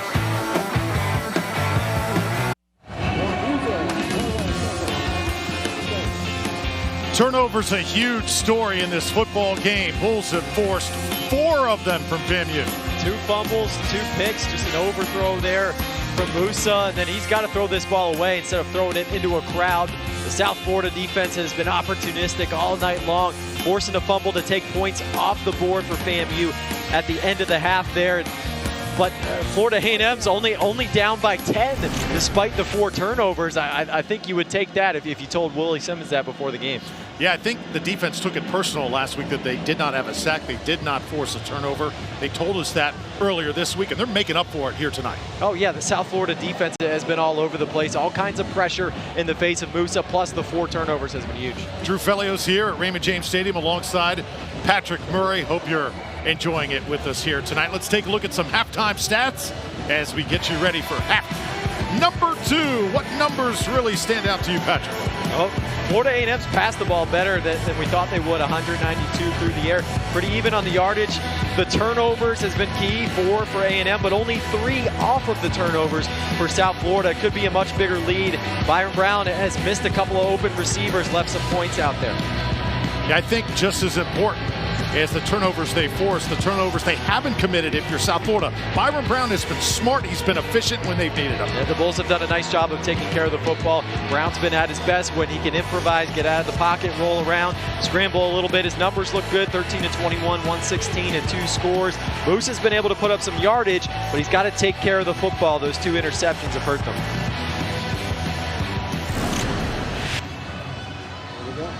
So head coach Willie Simmons, if he were able to pull this off tonight, would be probably one of the greatest wins since his tenure started at FAMU. He's in his 6th season. Again, 9 wins the past 3 seasons. He puts things in perspective, says that, first off, we got to win the SWAC East. Then we want to shoot for that Celebration Bowl. We want to focus on our rivals too. Jackson State, they accomplished that already. Alabama State, Bethune-Cookman. They call it the little school down south. They don't refer to Bethune by the name. I think that's very funny. I love that. It's kind of like Ohio State and Michigan, right? The Ohio or the school up north. You got to love that kind of rivalry in college football. Short kick taken by South Florida. Gunnar Greenwald, those good hands. And the Bulls will have the football first here. In case you're just joining us, Florida A&M went right down the field at the start of the game, took a 7-0 lead. Bulls answered, tied it at 7, then went on top 14-7, added a field goal after that. FAMU made it close. It was 17-14, but that guy right there, number 17, led USF right down the field to close out the half. FAMU tried to answer, but Bulls forced another turnover. And now it's 1st and 10.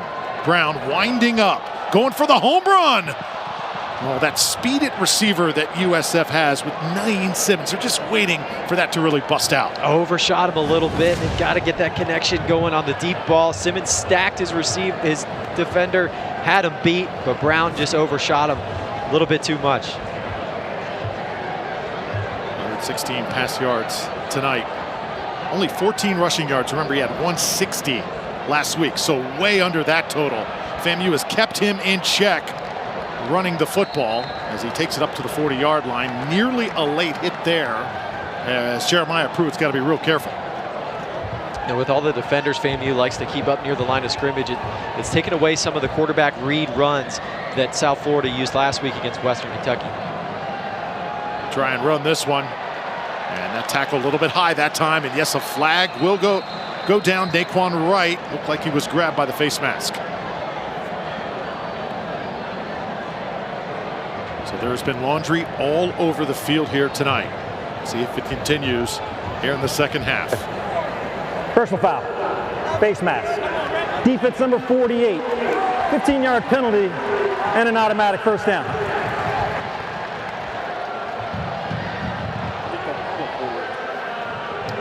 I think they called out the wrong number. Yeah, they're going to say it was on 58. Yeah, that's Anthony Dunn Jr. Yep. He is an absolute terror, is Anthony Dunn. 6'4", 250 pounds. Just crazy talent on the Rattlers side. 1st and 10 now. Brown again living through the air here to start this third quarter, and more laundry on the field. And Winsome Frazier in coverage. I think they're going to get in for pass interference. Pass interference. Defense, number 15. 15-yard penalty, automatic first down. He was on him real tight. I think he grabbed him with the left hand on the back. Winsome Frazier, redshirt sophomore out of Miami. Lots of South Florida talent on the field tonight.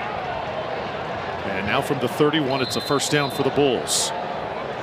South Florida trying to really take control of this game. Brown stepping up again, holds onto it too long, and that Rattler defense going to cave in that pocket. Well, South Florida initially did a good job of picking up the blitz there. Byram had a pocket to step up into, but then he just held onto the ball too long. They pick up the blitz, and then Chaney does a good job of continuing to fight. Alan Smith coming from behind. 2nd 11, just toss it out here to Yusuf Terry. It's been a little quiet tonight. He'll take it to the 27-yard line, and the Bulls will continue to work quick here on 3rd down. Terry didn't play at all last week, dealing with an injury. They're happy to have him back tonight, the Baylor transfer. Again, 4 wideouts. Brown looks one way, and the Rattlers coming right up the gut. Big number 28. He has been really active tonight. Johnny Chaney Jr. Chaney coming on the blitz. South Florida tried to fake the screen and get something going down the field. It wasn't there. The Rattlers were all over it, and you see 28 on the left side. Chaney coming right through the guard to make the sack. So Chaney's biggest play of the game, and South Florida will live to see another day here. They'll punt it away. They went for it several times on 4th down in that first half, but this obviously punting situation.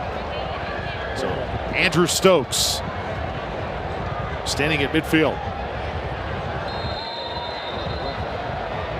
Looks like you're going to have a delay of game. Delay game. Offense. 5-yard penalty. It's 4th down. Sometimes that's not a bad thing. You want to give your punter a little bit more room here to try and pin him back. I think that's what South Florida's doing there. You're at the 35, kind of tight to try and fit that punt in before the goal line. So give your punter those extra 5 yards. Andrew Stokes, the Australian, spent 7 years playing Australian football. Had never played an American football game before coming on campus here to South Florida. That ball is going to be caught inside the 10-yard line. And the Rattlers will take over when we come back. 10-point game here in Tampa.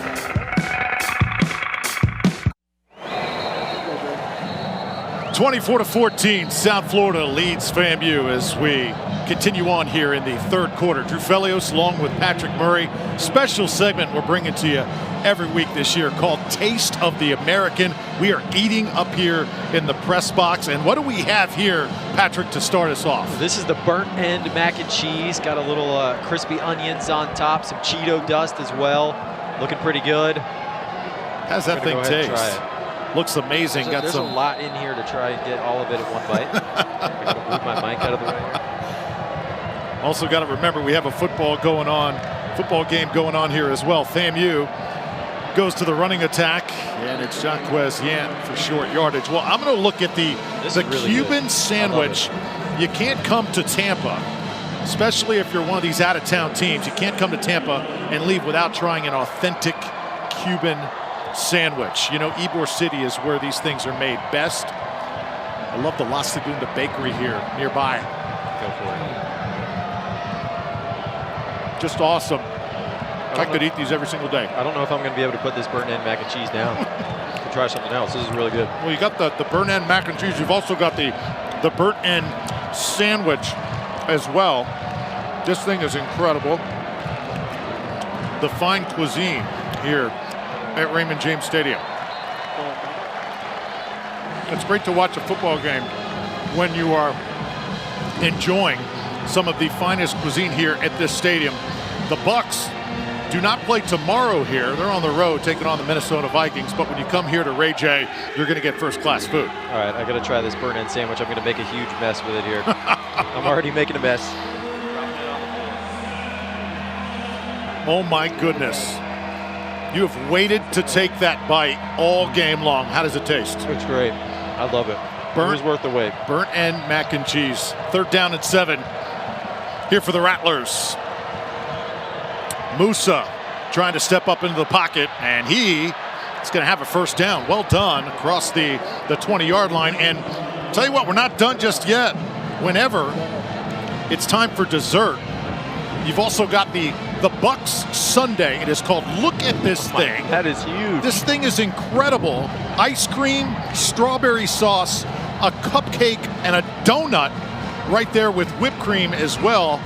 I mean, I'm supposed to eat this. If I do, I'm afraid I'm not going to make it through this broadcast. Yeah, we might have to take you to the hospital or something. And how do you attack that thing?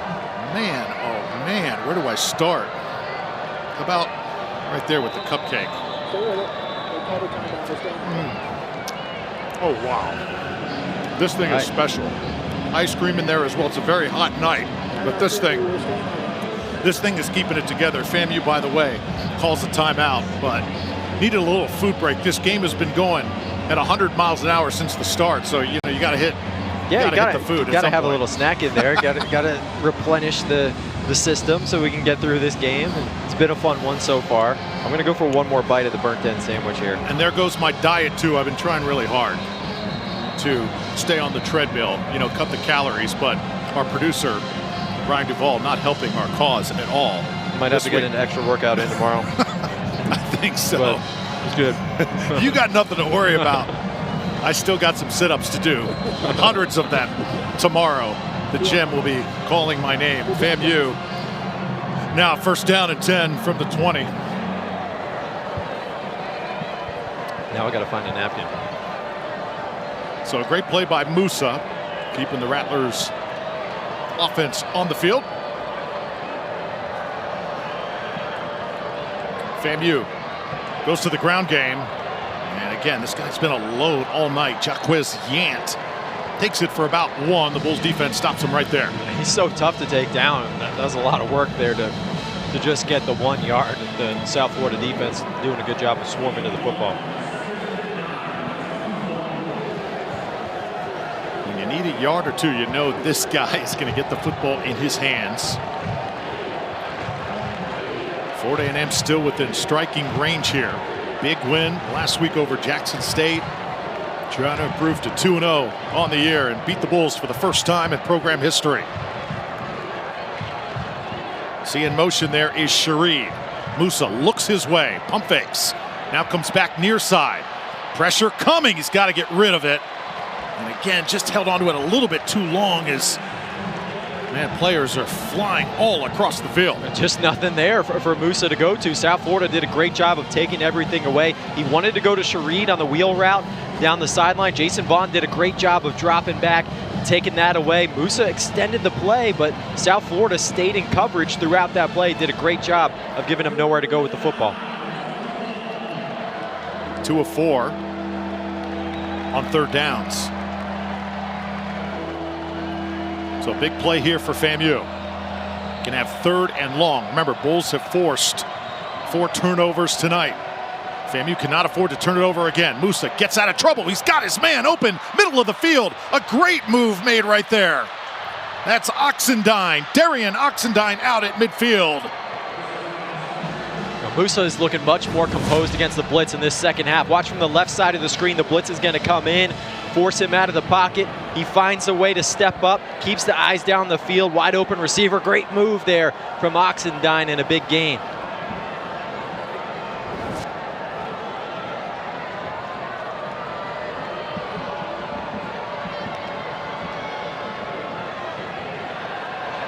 Toss it over the middle. And Bulls, they're immediately, as soon as that ball is caught, there's some hard hitting going on right now on the field. Nick Dixon going to be slow getting up. He took a shot. That's a big hit right there. He did a good job to hang on to the football. So 24-14, FAMU moving it. Rattlers not backing down here tonight.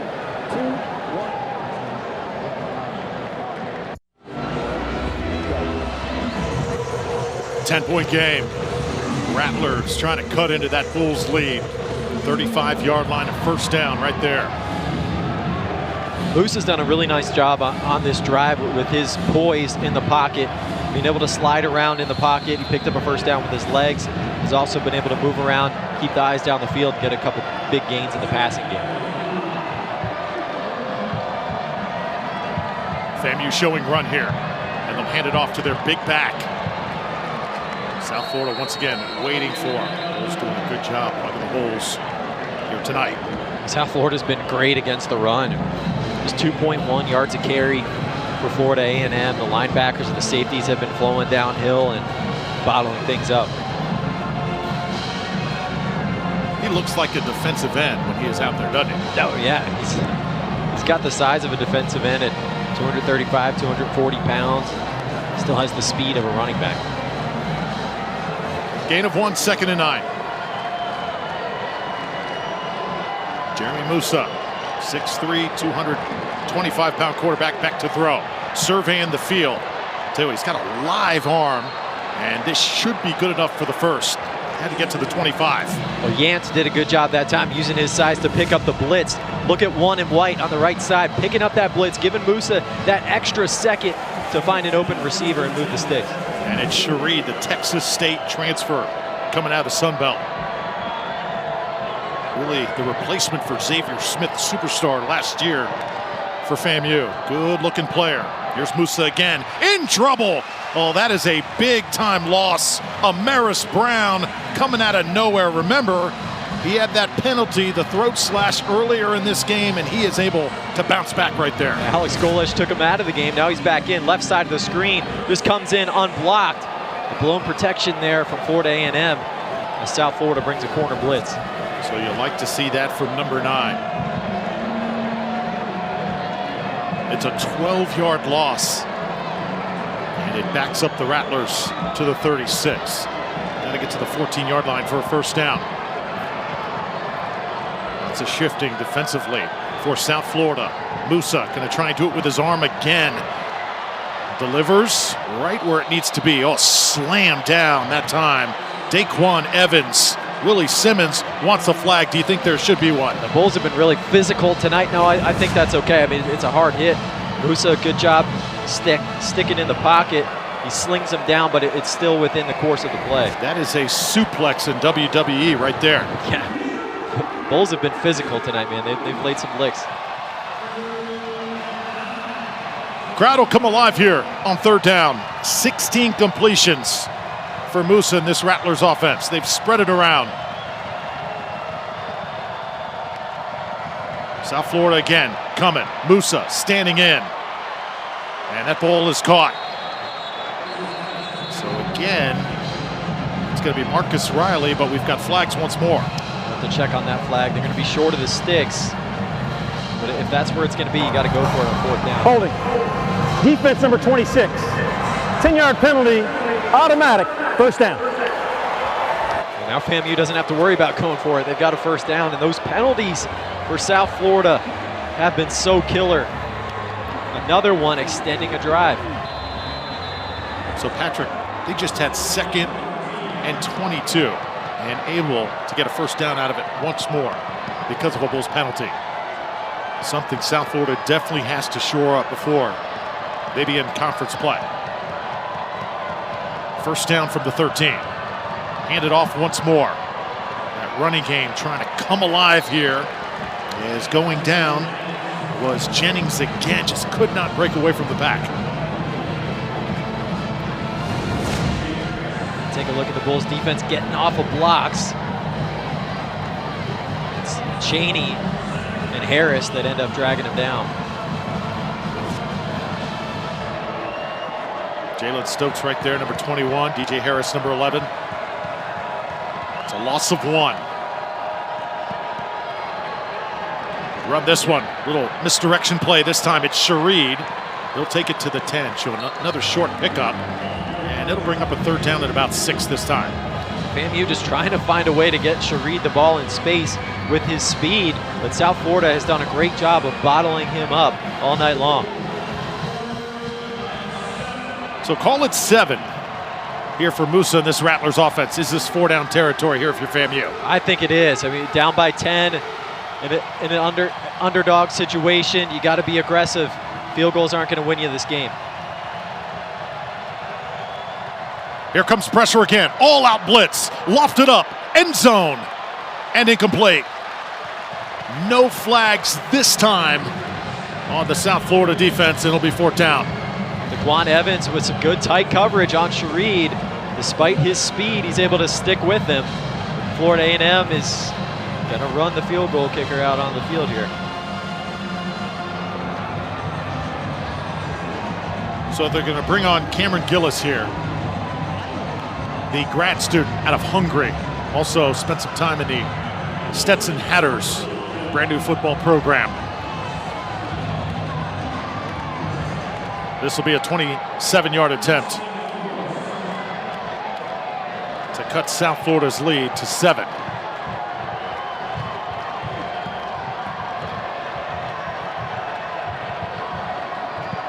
And Gillis's kick is up, and it is through. So Florida A&M manages to get something. They hold the ball for a long time. It's 24-17. We got a ball game here in Tampa. FAMU quarterback Jeremy Musa, that last drive really showed some guts, didn't it? He was so composed against the pressure, stepping up, keeping the eyes down the field, finding an open receiver for a big gain, standing in the pocket with defenders in his face and delivered an accurate throw. Again, staying in the pocket with the poise. Musa has really improved as this game has gone on in dealing with the pressure, getting the ball out quickly, and staying composed in the pocket. Yeah, really struggled midway through the first quarter to midway through the second quarter. But as you said, slowly gotten better. He's keeping this team together right now. Another short kick. Rattlers continue to try and keep that Bulls return unit off balance as they want no part of Kelly Joyner returning kicks.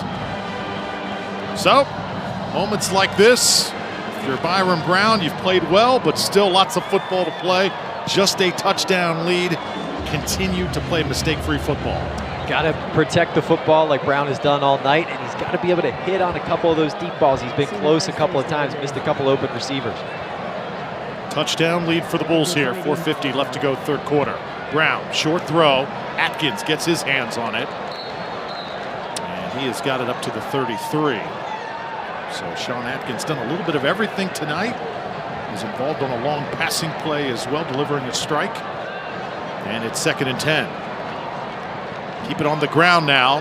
Bulls running backs have done their job tonight. And this will be taken up to the 39-yard line, about 4 yards shy of a first. A rush for almost 400 yards last week. Not quite to that level tonight, but still getting it done. That's Michael Dukes again, standing in his brown. Goes to that quick slant. That is knocked away, and that is a good play. No pass interference going to come this time, as on the coverage was Morgan, and now another decision for USF, and they have got to send the punting team on again. A good timing by Eric Smith there to get in, break that up without pass interference. And on this end of the field, deep, you're not deep in your own territory, but you're in your own territory, and just a one-score game, you got to punt it away. Eric Smith involved that time. Andrew Stokes on the field to punt it away for the Bulls.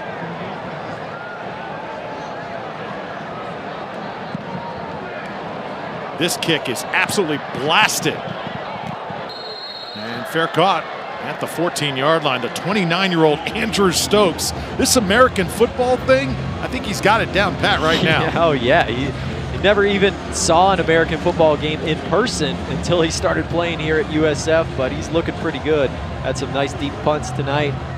Florida A&M with an opportunity to tie the game here. And when Willie Simmons made that decision to kick the field goal instead of going for it on fourth down, he was saying, I trust my defense. I'm going to prolong this game, make it a one-score game. I trust my defense to get us the ball back, and they rewarded that trust, getting the ball right back to the offense. So FAMU could tie this game up if they were to march it down the field here. They got to go 86 yards. Jeremy Musa, low snap that time. He's got to bend down, and now scrambling. Gets the pass away, but that play just did not look good from the start. It's incomplete. And that's a play that Florida A&M has had success with tonight, where they play action with the counter and two pulling offensive linemen and then roll it out. But because of that drop snap, South Florida had an extra second to sniff that out and cover up the receivers.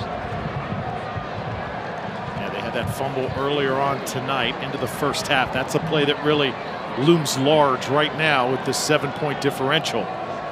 Joseph Henry, the offensive coordinator, he told us they left a lot of points on the field last week at Western Kentucky. Don't want that same problem here in Tampa. Here's Musa, short throw, looking for Shareed again. Ball is on the ground, but this will be incomplete. Never had it. That's an incomplete pass. Yeah, we'll get another look here. You know, when you're the receiver, that's a tough ball to catch and try and do anything with it. When you got some big 250-pound dudes closing in on you, you're going to take a shot. It's hard to hang on to that ball. Third down story tonight. Crowd will come alive here in Tampa. South Florida wants to get their offense back on the field. Musa standing in, delivering again, incomplete. Threw it a little bit high that time. South Florida had it sniffed out. It'll be fourth down. The Bulls dropped 8 that time. They only rushed 3. Typically, they've been bringing the pressure, bringing the blitzes on third down. That time they played coverage. Still had an open receiver, but Musa just wasn't accurate enough. Maris Brown still doing some chirping out there. Yeah, he might not have learned his lesson fully from the penalty earlier, but I'm sure the coaching staff's going to have another conversation with him this week when they look at the film. So another punting situation here. Trey Wilhoit will kick it away for FAMU. Pretty good kick. Bit of a wobbler. Taken at the 45-yard line by Atkins. Atkins gets near midfield. He's taken down right there. Tevin Griffey on special teams, the Dr. Phillips High School product with the tackle.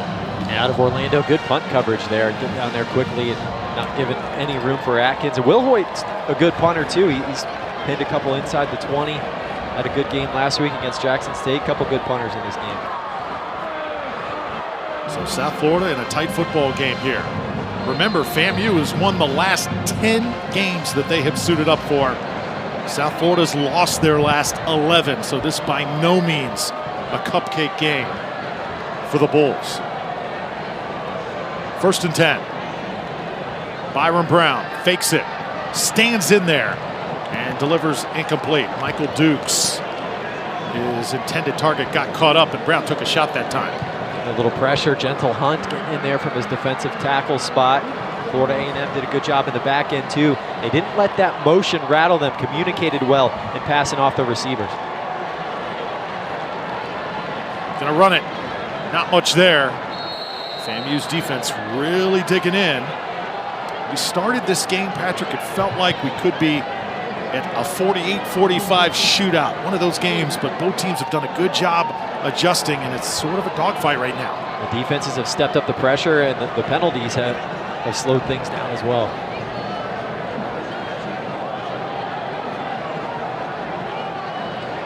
Third down and 10.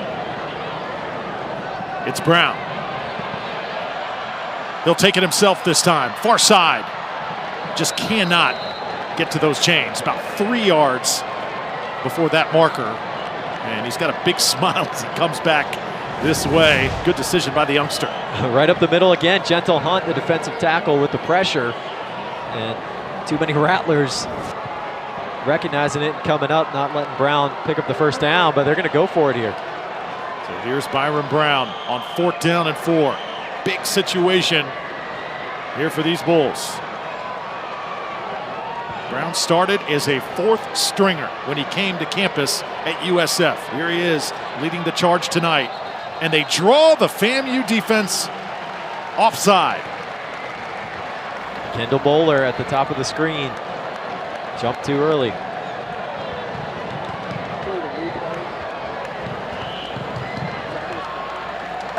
Offside. Defense number 3 with contact. 5-yard penalty results in a first down.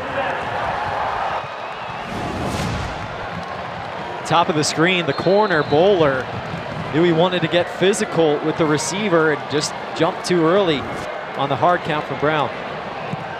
That's one of those where on Monday in the film room you're certainly going to remember. Absolutely, they're going to look at that one again and say, come on guys, costing us a first down on 4th down. South Florida wants to pound it. Michael Dukes nearly broke free. Took it to the 30-yard line. And that has given this South Florida offense new life here. South Florida barely time to line up. I mean, they work so fast. Going lightning speed tempo there, just ran the same play. And it puts pressure not just on the FAMU defense, but everybody, the chain gang, the coaches, everybody involved on the sidelines, the officials, our television crew, everybody. Yeah, that up tempo, everyone's got to adjust. Illegal substitution. Defense. 5-yard penalty. Replay, first down. There you see right there too. Substitutions, definitely a challenge whenever they're running this fast. You can't sub in that situation. You have to wait until South Florida subs. And that's why Alex Golesh loves going with this tempo. It can make the defense unsound in a number of different ways. Even simple as trying to substitute somebody or trying to get lined up properly.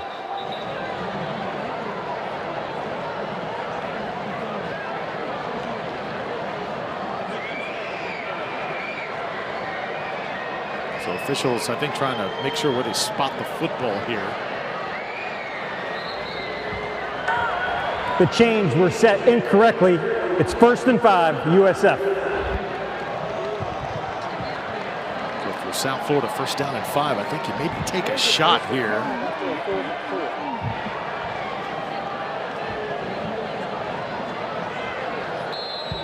Nonetheless, officials say 1st down and 5 as they got to get it to the 19-yard line. Perhaps USF takes a shot at the end zone here in this situation. One-on-one matchup with Naeem Simmons at the bottom of the screen. Off coverage, though.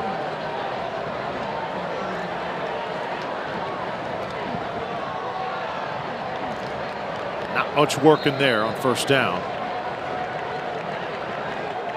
Plethora of running backs for the Bulls. Michael Dukes that time.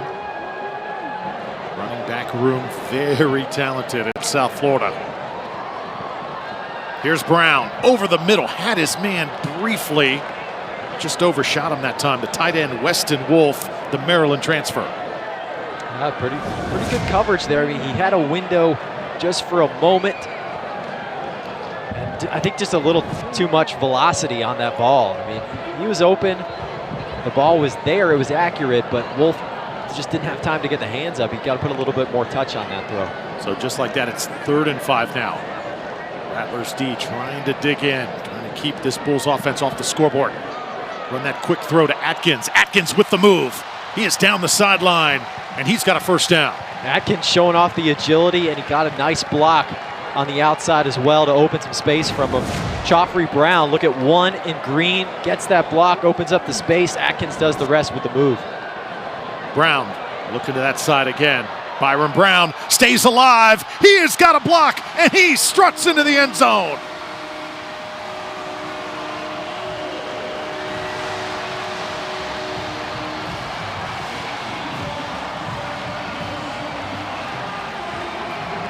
Byron Brown, so dangerous with the legs in the open field, the shiftiness, the agility.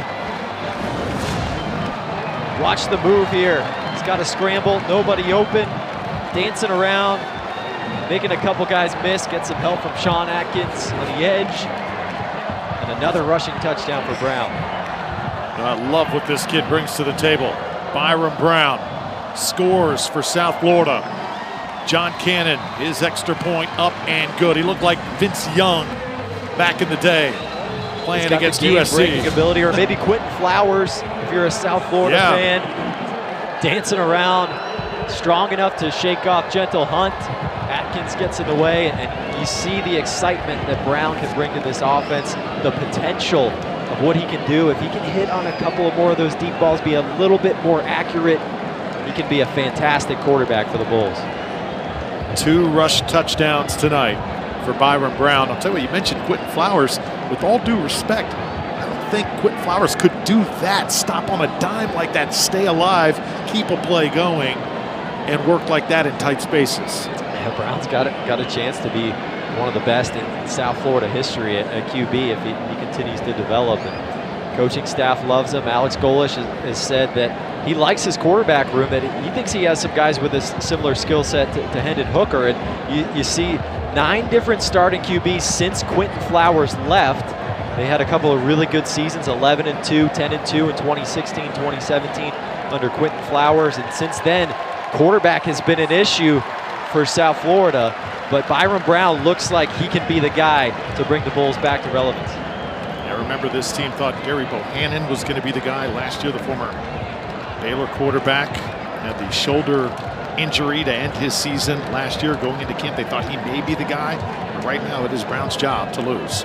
Bohannon's still dealing with that shoulder injury, but the coaching staff really likes Brown and what he brings, the accuracy that he's shown in practice, the way he can operate the offense with the tempo, get them into the right situations, get them moving, and the athletic ability that we just saw on that touchdown run. Big Zach Perkins gets up off the ground. South Florida fans give him a round of applause. An 8-play drive completed, 53 yards. Coach Golesh and the Bulls keeping it together here. They have played quality football tonight. I'll tell you what, it's really a testament to the fact that they have not been able to deliver the knockout blow to FAMU just yet, because it just shows what a good team the Rattlers are. They've turned it over 4 times, and yet they're still not out of this football game. The Rattlers are so tough defensively. They've been doing a good job getting some pressure on Brown.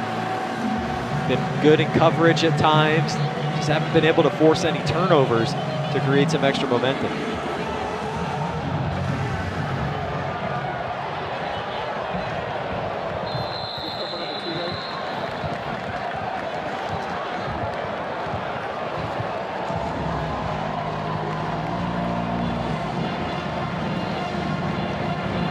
Well, American football fans, don't miss a second of the action this fall on ESPN+. Not just football, but all sports. You have 120-plus men's and women's soccer games, as well as 180-plus volleyball matches to choose from. ESPN Plus is also the home of all AAC All Access features, including Mining for Greatness, following Charlotte football all season long. Catch all the action here on ESPN Plus. That Charlotte show has got to be pretty interesting with Biff Poggi at head coach. He's been a fiery guy.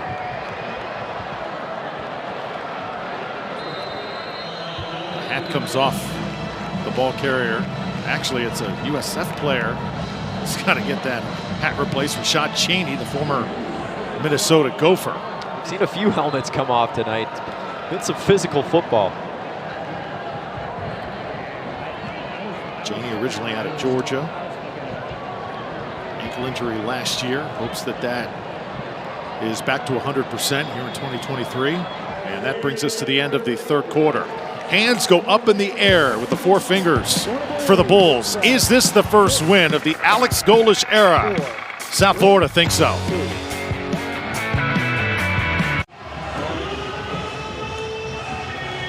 Start of the fourth quarter here on a college football Saturday night in Tampa.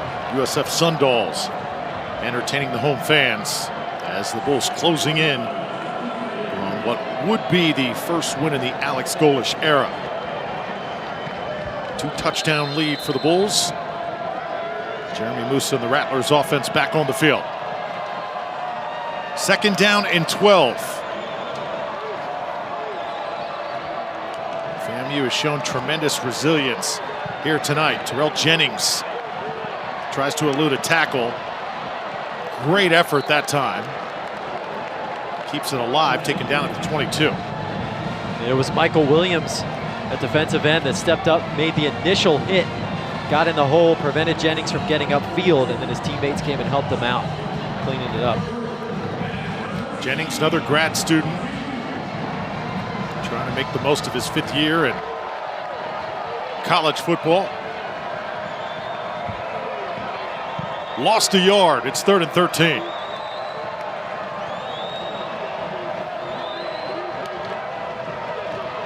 Musa stepping up again. So much pressure coming from every different direction. Just no chance that time. South Florida only rushed 3, and they're still able to get home and affect Musa. Jonathan Ross is the one that gets to him, makes him get that ball out quick.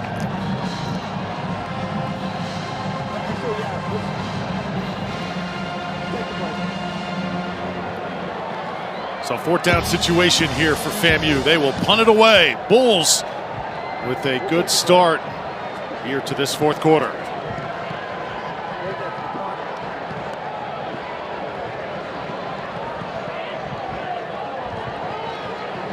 So once again, it's Will Hoyt on the field for the Rattlers. Gets a short kick away. Atkins going to let this bounce. Takes a South Florida bounce. Be down on the Rattlers side of the field at the 49-yard line. 31-17. Bulls football when we return.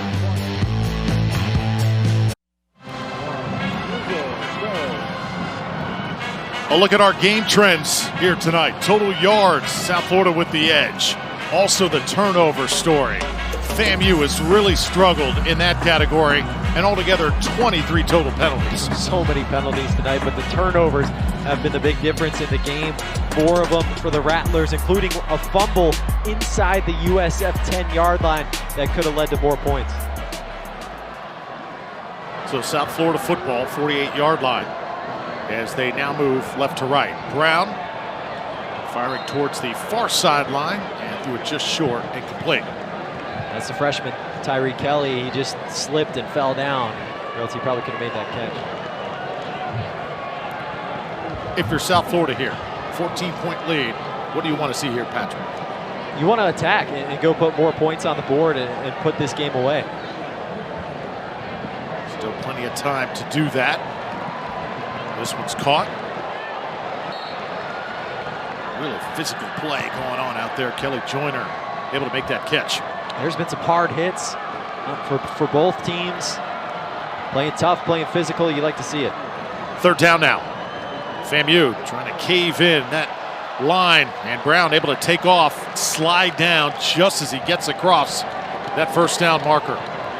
A good read there by Brown to pull it, but on those slides, it's where you start the slide, not where you go down or where you finish it. It might have been close. I don't know if he really got that 1st down. They do move the chains. 1st down, South Florida. Brown not going to get out of this, though. Rattlers, they keep on coming. Here we are in the 4th quarter. Usually the numbers edge goes to the FBS team, and the Rattlers are standing right up to it. We've been talking about the South Florida defense pressuring FAMU actually has more sacks, and just several Rattlers getting in there, including Alan Smith, Anthony Dunn. Brown looking a little bit.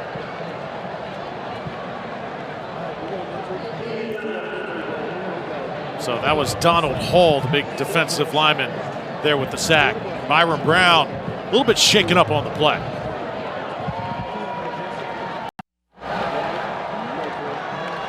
Welcome back to Tampa. You take a look at Byron Brown. He's going to get hit on the left wrist. Gentle Hunt coming in, trying to strip that football out.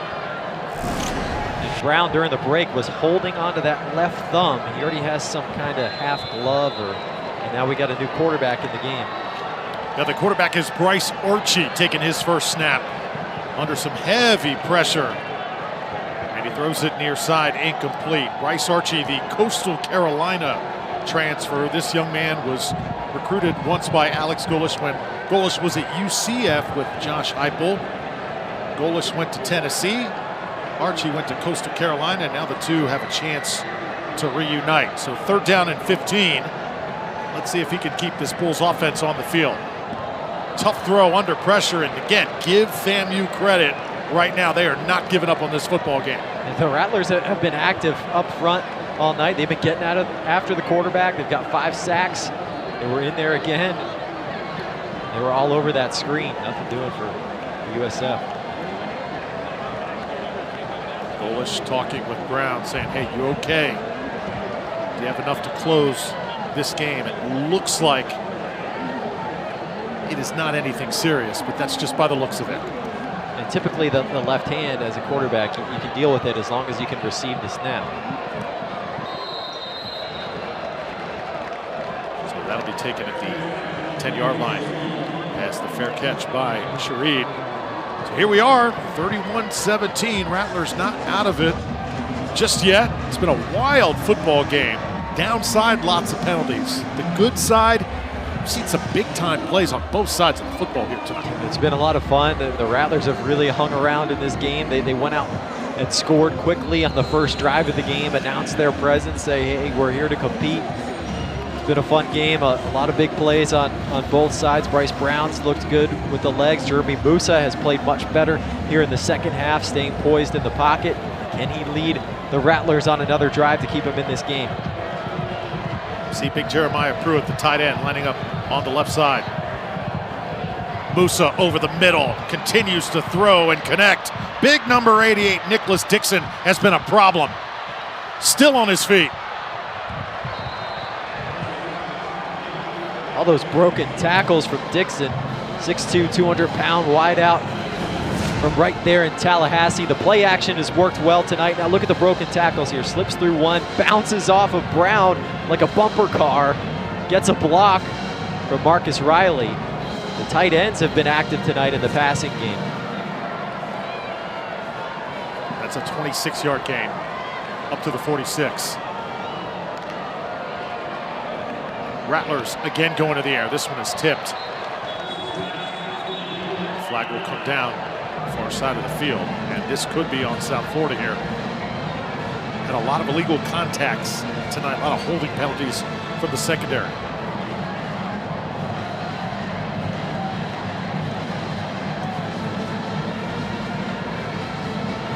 Prior to the pass, holding, defense number 2, 10-yard penalty, automatic first down. There's another one. I think that's the 3rd defensive holding tonight. You get Braxton Clark that time. So Braxton Clark, the Nebraska transfer. Look at the penalties tonight, 14 of them. Clearly going to be the #1 initiative that South Florida's got to clear up before they begin conference play. 25 penalties in the first 2 games. Definitely got to get a hand on that. First down. Jeremy Musa still willing. This offense for FAMU lofts a pass. The tight spiral caught at the 20-yard line and out of bounds.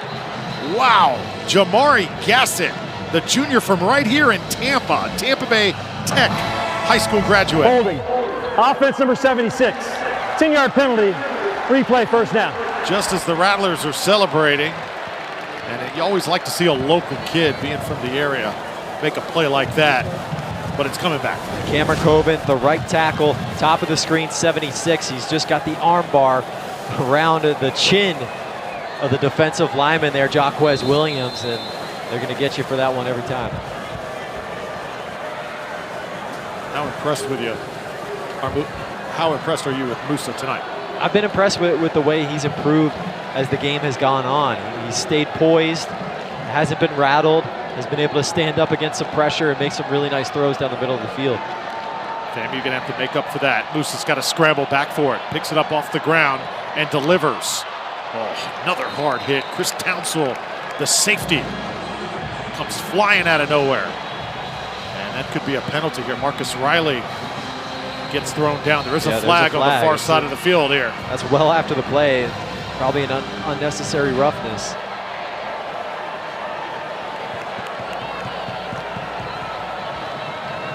There's no foul.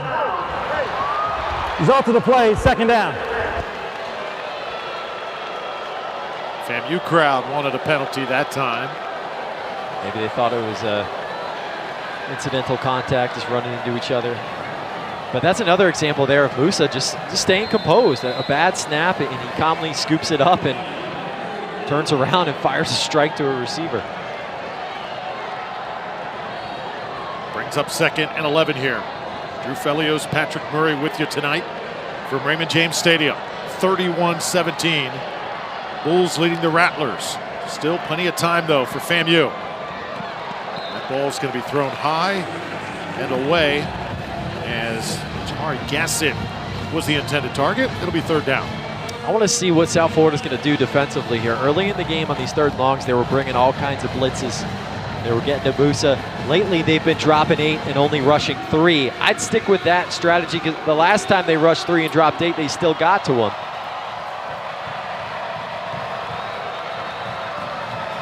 South Florida crowd will come alive here at home. 3rd down story here tonight.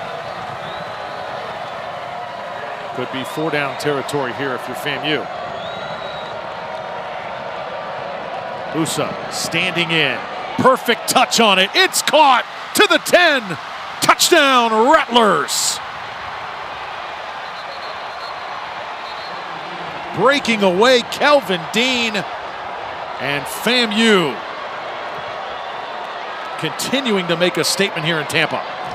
Beautiful throw from Musa. They get a mismatch. The running back, Dean, on the defensive lineman, and DJ Harris, the edge player. And Dean just blows right by him with his speed. Musa delivered a beautiful ball. That's a big play for FAMU to cut it to 1 score.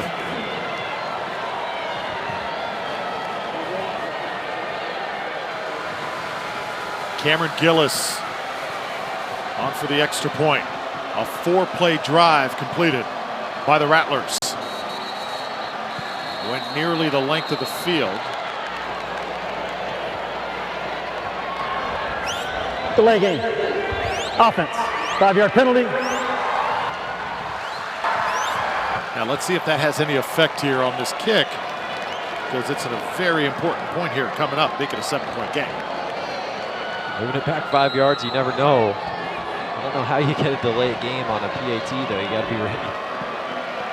45-yard touchdown. And now the extra point.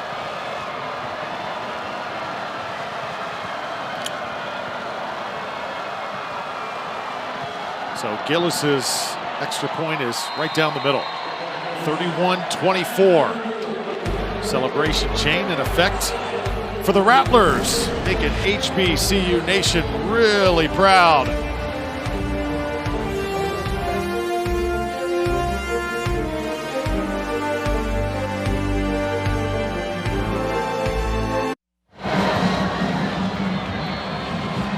Just a touchdown game here in Tampa, 31-24, over 10 minutes to play.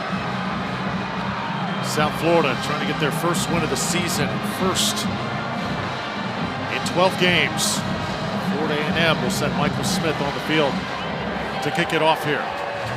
And if you're South Florida, Patrick, the big question is your quarterback going to be back in the fold. Byron Brown was shaken up for South Florida. He was taken out of the game momentarily. Will we see him again? It looks like he's standing with the offense, getting ready to come on the field. That's going to be key because South Florida needs to get another touchdown here to try to put this game away. Taken from the 29. Against the big tight end. Gunnar Greenwald on the spot. And he'll take it up to the 44-yard line. Greenwald's done a good job tonight in that role. That chain's going to stay on for a long time. Kelvin Dean Jr. off that wheel route. When a running back gets out like that in space, the result's usually good. Yeah, he was wide open, and they did a good job of creating that matchup with a 240-pound edge player in DJ Harris, and Dean's going to win that matchup more times than not. Musa made a nice throw, and now Brown's back in the game to try and extend this lead for South Florida. So a good sign for the Bulls. Starting quarterback back in. 1st and 10 from the 44. Brown, again, stutter steps, tries to get away from that defense, can't do it. Number 28, been flying around tonight, Johnny Chaney Jr., the junior out of Orlando. FAMU's playing some press coverage to try and take away those screens. They were trying to throw a screen to the outside that time. South Florida might have to go deeper down the field. Brown wants the home run. Got a man breaking free. And he is hit as that ball is delivered. That's going to be incomplete. That was Joffrey Brown. This is a guy that I think they need to find ways to get him the ball more. Number 1 in green. He could be a game breaker. Had an 84-yard touchdown catch last week at Western Kentucky. His brother Diami is playing in the NFL. This is good coverage, though. You got a safety coming over the top to help. And Brown just leaves that one out of bounds. So 3rd and long. Spinning out of it is Brown. Rattlers trying to stay contained in coverage. It's caught. Big play that time. Sean Atkins, the 3rd down savior for South Florida. Byron Brown, he's improvising again, and he's got such good chemistry with Sean Atkins. They work well together in that scramble drill. Atkins finding some open space, and Brown hits him. Here's Brown again. Rattlers not getting him, not letting him get away that time. Number 20 came up, Jordan Moore on the tackle. Moore coming in on a delayed blitz from his linebacker spot. Brown just couldn't escape that time. He's been so good tonight at extending the play. Couldn't do it that time.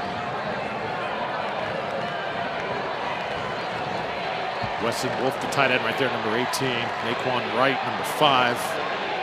South Florida not working as quick as they were in the first half. They've slowed down a little bit. A lot of the exhilaration from those opening minutes has been exhausted here.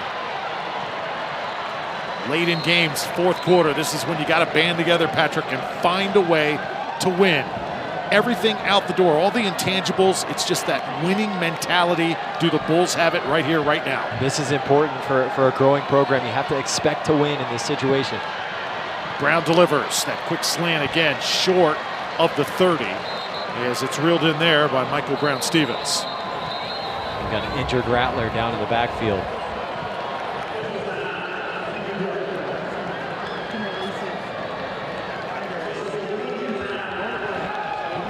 So once again, one of those big defensive linemen caught up in the crosshairs. It's 4th and 6 when we come back.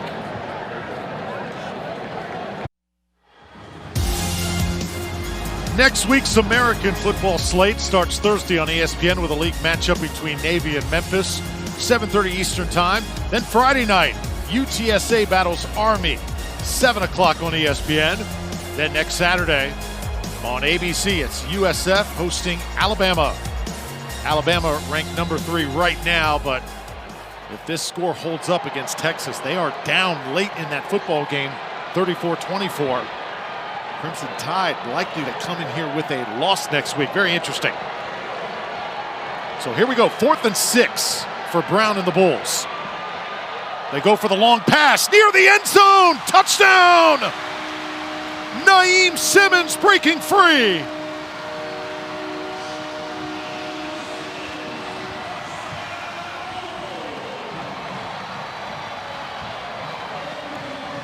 How did he get so wide open? The defender fell down. The guy was covering him, just slipped and fell down. Simmons is wide open, and Brown put it on him. He made a nice throw, one of his better throws of the night.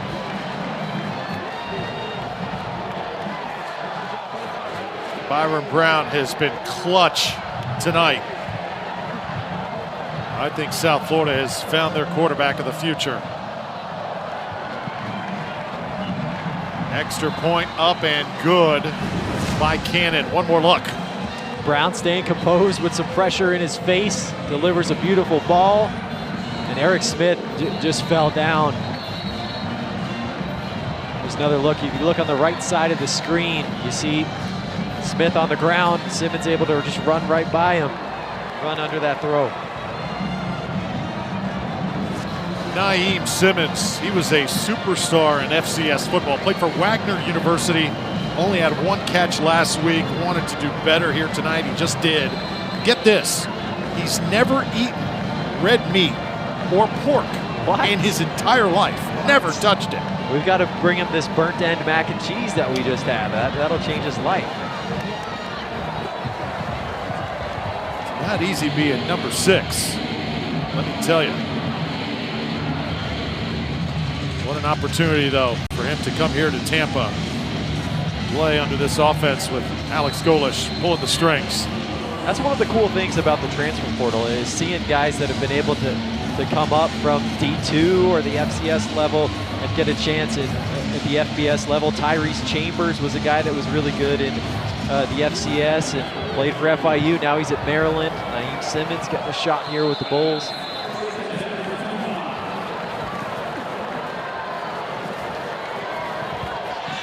FAMU starting to lose some hope here. Now a 2-score game. Still plenty of time. Naeem Simmons, 3 catches tonight, 59 yards, and that big score. Alex Golesh really likes this receiver room. He feels like he's got everything he needs. When everyone is healthy, they're starting to get everybody healthy now in the receiver room. And he feels like he's got what he needs in that group to be explosive in the passing game. You saw that from Simmons there. So Jeremy Musa and FAMU, was that the knockout blow that we just saw? Gonna run it, their big running back, Jaquez Yan. He's been neutralized tonight. Dragged down by the ankle that time. Number 5 on the stop, Tramel Logan. And it feels like it was the knockout blow. Down 14 now, 7 minutes to go. It's gonna have to be a quick score for FAMU here, but we got to give the Rattlers credit. They have stayed in this game all night long. They've fought hard, played physical. Those 4 turnovers have really killed them though. Numbers for Musa.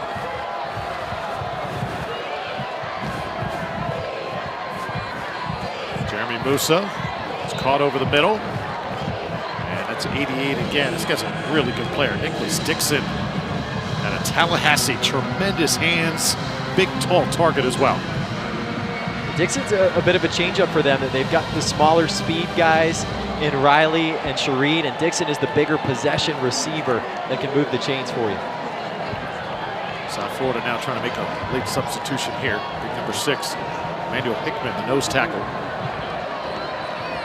Able to get off the field, first down. Musa still throwing it.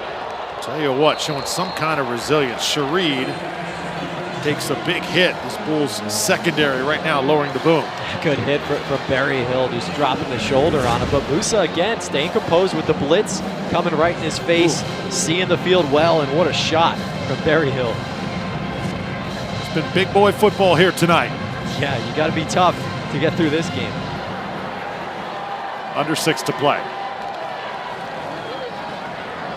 Run it one more time.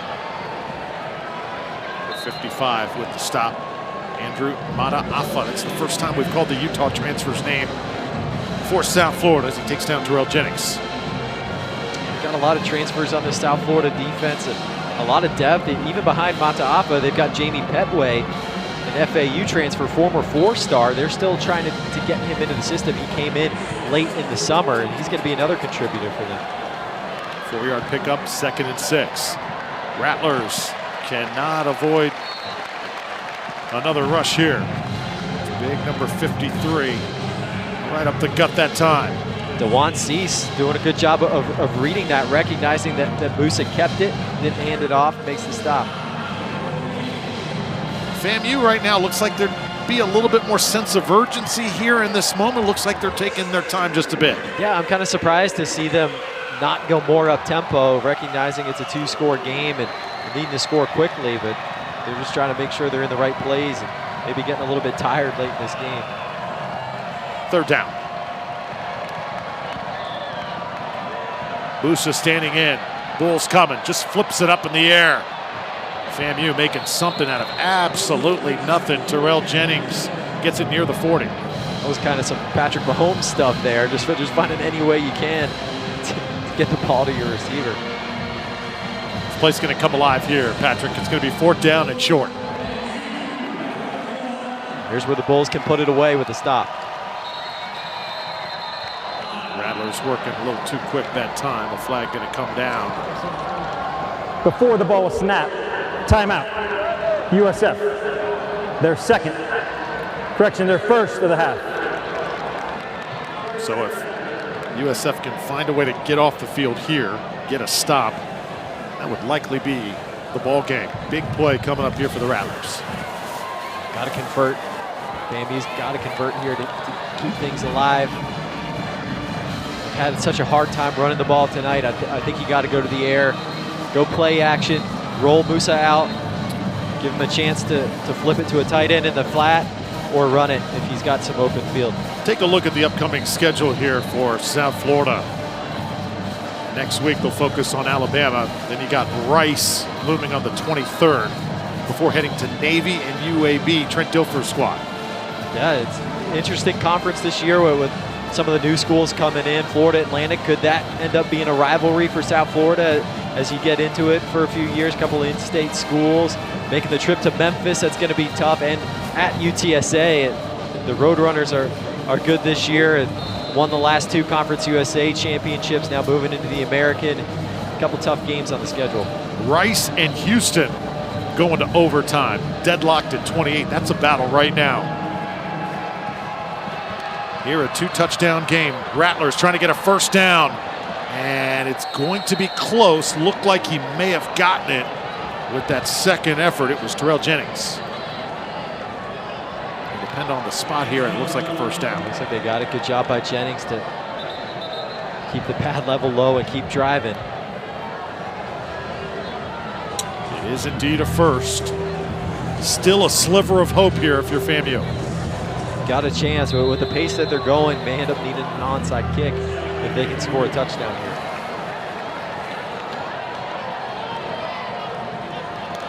Shareed in motion. Try and get him the football. And Musa just under duress again.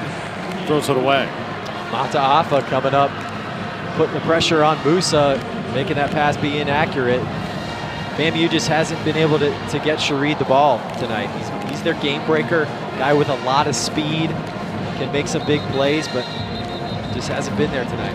We had a chance to speak with defensive coordinator Todd Orlando yesterday at the Leroy Selman Center on campus at USF. Player down right there, that's Anthony Dunn Jr. Rather, that's Cardell Thomas, the offensive lineman, who was shaken up. But back to my point, Bulls defensive coordinator Todd Orlando talked about the 6 new starters this year, talked about the physicality, and said, no doubt you see the biggest improvement in your team from week 1 to week 2. Given what we saw last week for South Florida, what we've seen tonight, how much has the improvement been? They've improved quite a bit and just being more disruptive, getting pressure on the quarterback and forcing the turnovers. I mean, 3 turnovers caused by the defense, 1 on special teams, and that's what Todd Orlando wants. He wants to be aggressive. You know, you're gonna, in this day and age of the offenses now, you're gonna give up some yards, you're gonna give up some points, but can you affect the game through pressuring the quarterback and creating turnovers? And South Florida's done that tonight. In a hot and humid night tonight in Tampa, cramps. Surprised we have not had more of them throughout the course of the night. That could be the case here. Cardell Thomas being looked at. A transfer from LSU, former 4-star, spent 4 years with the Bayou Bengals. Now coming down to FAMU to try and help them win a Celebration Bowl, and he's a key piece for the Rattlers, so you hope it's just a cramp. Yeah, you got your left guard who went to LSU. You've got your left tackle, Jalen Goss, who went to Florida State. You've got big time talent along that offensive line, and hopefully this young man's going to be okay.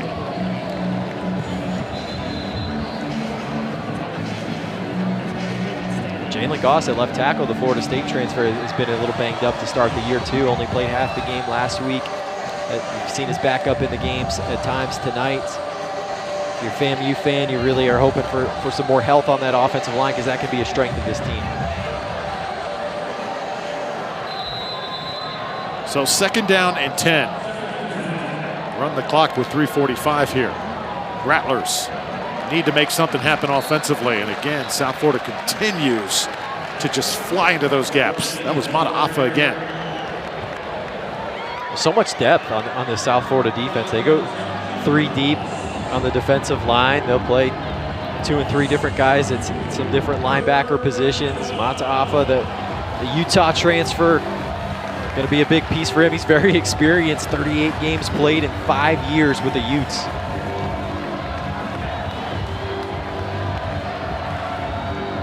Third down and 12. Turnovers has been the story tonight. Bulls have been unable to force one, though, here in the second half. Musa's going to go down. South Florida now a play away from putting this football game away. And it's number 4, Jason Vaughn, celebrating. Showing a lot of strength there. He was getting blocked by an offensive lineman, was able to reach out with one hand and take down Musa.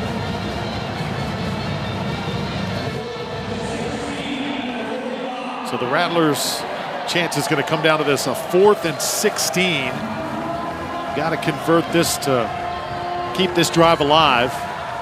If not, it's going to be Bulls football, and that's going to be your ball game. Musa standing in, delivering, intercepted. Logan Berryhill again. Second time tonight. It's the 5th turnover of the game. And for South Florida, it could be at just the right time to put this one away. That should do it. Berryhill with a nice play. Really no choice for Musa there but to just try and force that one in. At 4th and 16, you got to try and get it beyond the sticks. Tried to fit it into double coverage. Berryhill does a good job of reading the quarterback's eyes and stepping in front of that one, making his 2nd pick of the night.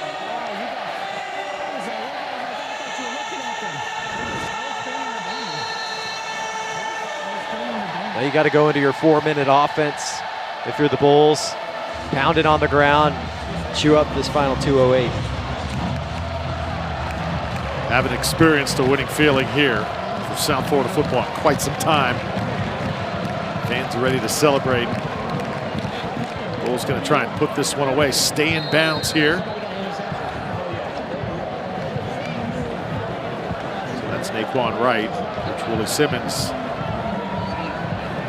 FAMU likely going to drop to 0-5 here all time against South Florida. They're getting close. I did this football game, Patrick, a couple years ago. FAMU had a good start, but they faded about late 2nd quarter, early 3rd quarter. South Florida ran away with it. This game, much closer here tonight. That means you're making strides as a program if you're the Rattlers. The Rattlers took it all the way into the 4th quarter tonight. It was a game deep into this game. I wouldn't be surprised if the Rattlers go undefeated the rest of the way. Naquan Wright up to the 34. Let's see what FAMU trying to take some timeouts here. Some frustrated Rattlers on the other side. Sharif Say there, defensive lineman. Got to stay composed here. I know you're frustrated. You thought you played pretty well, had a chance to win this game. Some penalties, some turnovers don't go your way. It can get frustrating. Got to stay composed here. Don't get any penalties or any suspensions. Well, it's time now for our Geico Player of the Game. Brought to you by Geico, proud partner of the American. How about Byron Brown, what he was able to do with his arm, with his legs as well. 220 total yards, 5 scores. 3 touchdowns through the air, 2 on the ground. He did a great job extending plays with his legs, scrambling to run for a touchdown, scrambling to pass for touchdowns. Finally hit on a deep ball there. Great throw to Naeem Simmons, and Brown protected the football as well, didn't turn it over. He looks like the guy for South Florida that can be their man for the next few years.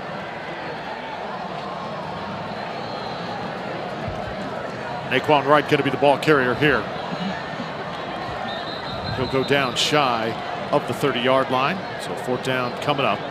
Likely punting situation here for the Bulls, and FAMU, they'll stop the clock here with 1:10 seconds. So a chance to get the ball back still with some time if you're the Rattlers.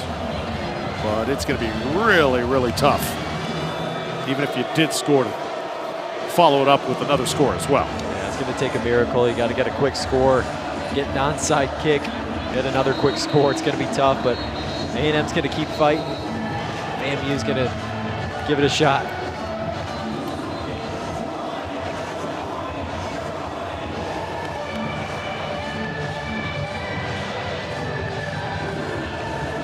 Bulls coaching staff talked about how much fun it's been so far coming to Tampa, joining Alex Golesh, and that's the biggest challenge when you are a first-time head coach. Can you find your guys to follow you to that stop? Coach Golesh able to assemble a great staff here. Joel Gordon, the offensive coordinator, really dialed in here tonight, did a great job calling plays. That was a big thing for Golesh in coming to South Florida. One of the biggest things he wanted from the administration was, I got to have the salary pool for my staff. And they increased the salary pool by $1 million for him to bring in the staff he wanted. Check some scores from around the American here tonight. That Ole Miss Tulane game, that was close for quite a while. Texas State comes up short. UTSA, that's a final 20-13. Texas State had that big win in week 1. How about Navy over Wagner? Marshall over East Carolina. Washington, a big win over Tulsa. SMU toe-to-toe with Oklahoma. Georgia Southern, 2-touchdown win over UAB. I was expecting that SMU-Oklahoma game to have a lot more points, just 28-11. I think SMU's going to be a top contender in the American this year. They're talented enough to win the conference. Shareed in motion one more time. Musa will take a sack. South Florida not going to let him out of their grasp. Going to put the cherry on the sundae of this, their first win in 2023. Jonathan Ross flying in that time. 4th sack of the night for South Florida. Didn't have any last week. Played against a really good offense, really good quarterback in Austin Reed, who gets the ball out quickly. They pressured him some. They've gotten a lot more pressure tonight on Jeremy Musa and those 4 sacks. 5-yard loss. Clock now at 20 seconds.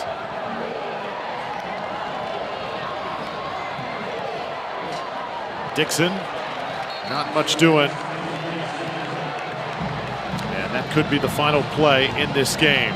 Clock will continue to run, and that will do it.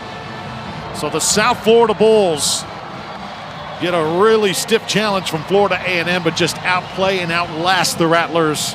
And the final score, 38-24. Alex Golesh, his first win as the head of Bulls Nation. Byron Brown did a great job making some plays tonight at quarterback for South Florida. The defense was putting Jeremy Musa under duress all night long, forcing 4 turnovers, forced another one on special teams. Alex Golesh getting that first win as a head coach. I'm sure there will be many more for him as he starts to build this program in South Florida. Were moments tonight. South Florida in the second quarter hampered a bit by penalties. The third quarter, again, they were backed up. Chance to respond. Byron Brown came up big. There were moments in this game they could have let it get away, but the Bulls, razor sharp. They were focused. They were on a mission, and they got it done in front of their home crowd. Florida A&M kept it close, but South Florida never let them take the lead beyond that first drive of the game. Stayed in control of the game. Didn't let the momentum swing too far in the Rattlers' favor. And just got the job done, and now they got to get ready for Alabama coming in next week, and it's probably going to be an angry Crimson Tide team. know, there's lots of pressure that goes with being the head coach of this program, too. You know that a new stadium is eventually coming as well. There's not been a lot of winning here around the program over the last 3 years. Coach Golesh, his job to turn that around, and he said that if there was not a new stadium in the works, he would not have considered this job. It means so much to the program and the entire student body. There is a ton of investment in athletics and in football in particular right now at USF. That's something that Alex Golesh really wanted and needed to take this job. He was going to be content to stay at Tennessee and be the offensive coordinator, but USF stepped up, made a huge commitment to building facilities, building the new stadium, paying the staff, having the NIL money available for players. And once all that was in place, Golesh said, this is the place where I feel like I can compete for championships and be in the college football playoff. So that's why he's here at South Florida, and he believes he can take this program a really long way here in Tampa. South Florida enjoying their fight song. First win at home here in 2023. The student body, this athletic department, this football program, they've earned it. Tough task at hand in 1 week, welcoming in the Alabama Crimson Tide. That's going to be a whole nother story. It just feels good to just taste that winning feeling after 11 unsuccessful tries. It's been a while for the Bulls. You got to enjoy this one tonight and enjoy the win. Have that 24-hour rule. Swipe it clean tomorrow and keep working. Turnovers was the story of the game tonight for South Florida. They get not one, not two, not three. They get 5 turnovers knocking away from the Rattlers. Started on special teams, forcing the fumble, then an overthrow. Logan Berryhill taking advantage, putting pressure on Musa, forcing a mistake, get the pick. This was a big one at the end of the half, taking a possible touchdown off the board for FAMU with the fumble. Harris with the recovery. And then at the end of the game, Berryhill just reading the eyes, jumping in front, picking it off. 5 turnovers on the night for the Bulls, being aggressive defensively. And that was a big, decisive point in this game. You think Coach Golesh is excited? He's fired up. He loves football, loves being here in Tampa. Yeah, that turnover just before the first half, that was absolutely huge. South Florida went into halftime with a 10-point lead, changed the direction of this game, and able to stay in front to the finish line. So for USF, now the big picture is concerned, the game with Alabama next week. Then they got Rice coming in here. Then head on the road to Navy and UAB as well.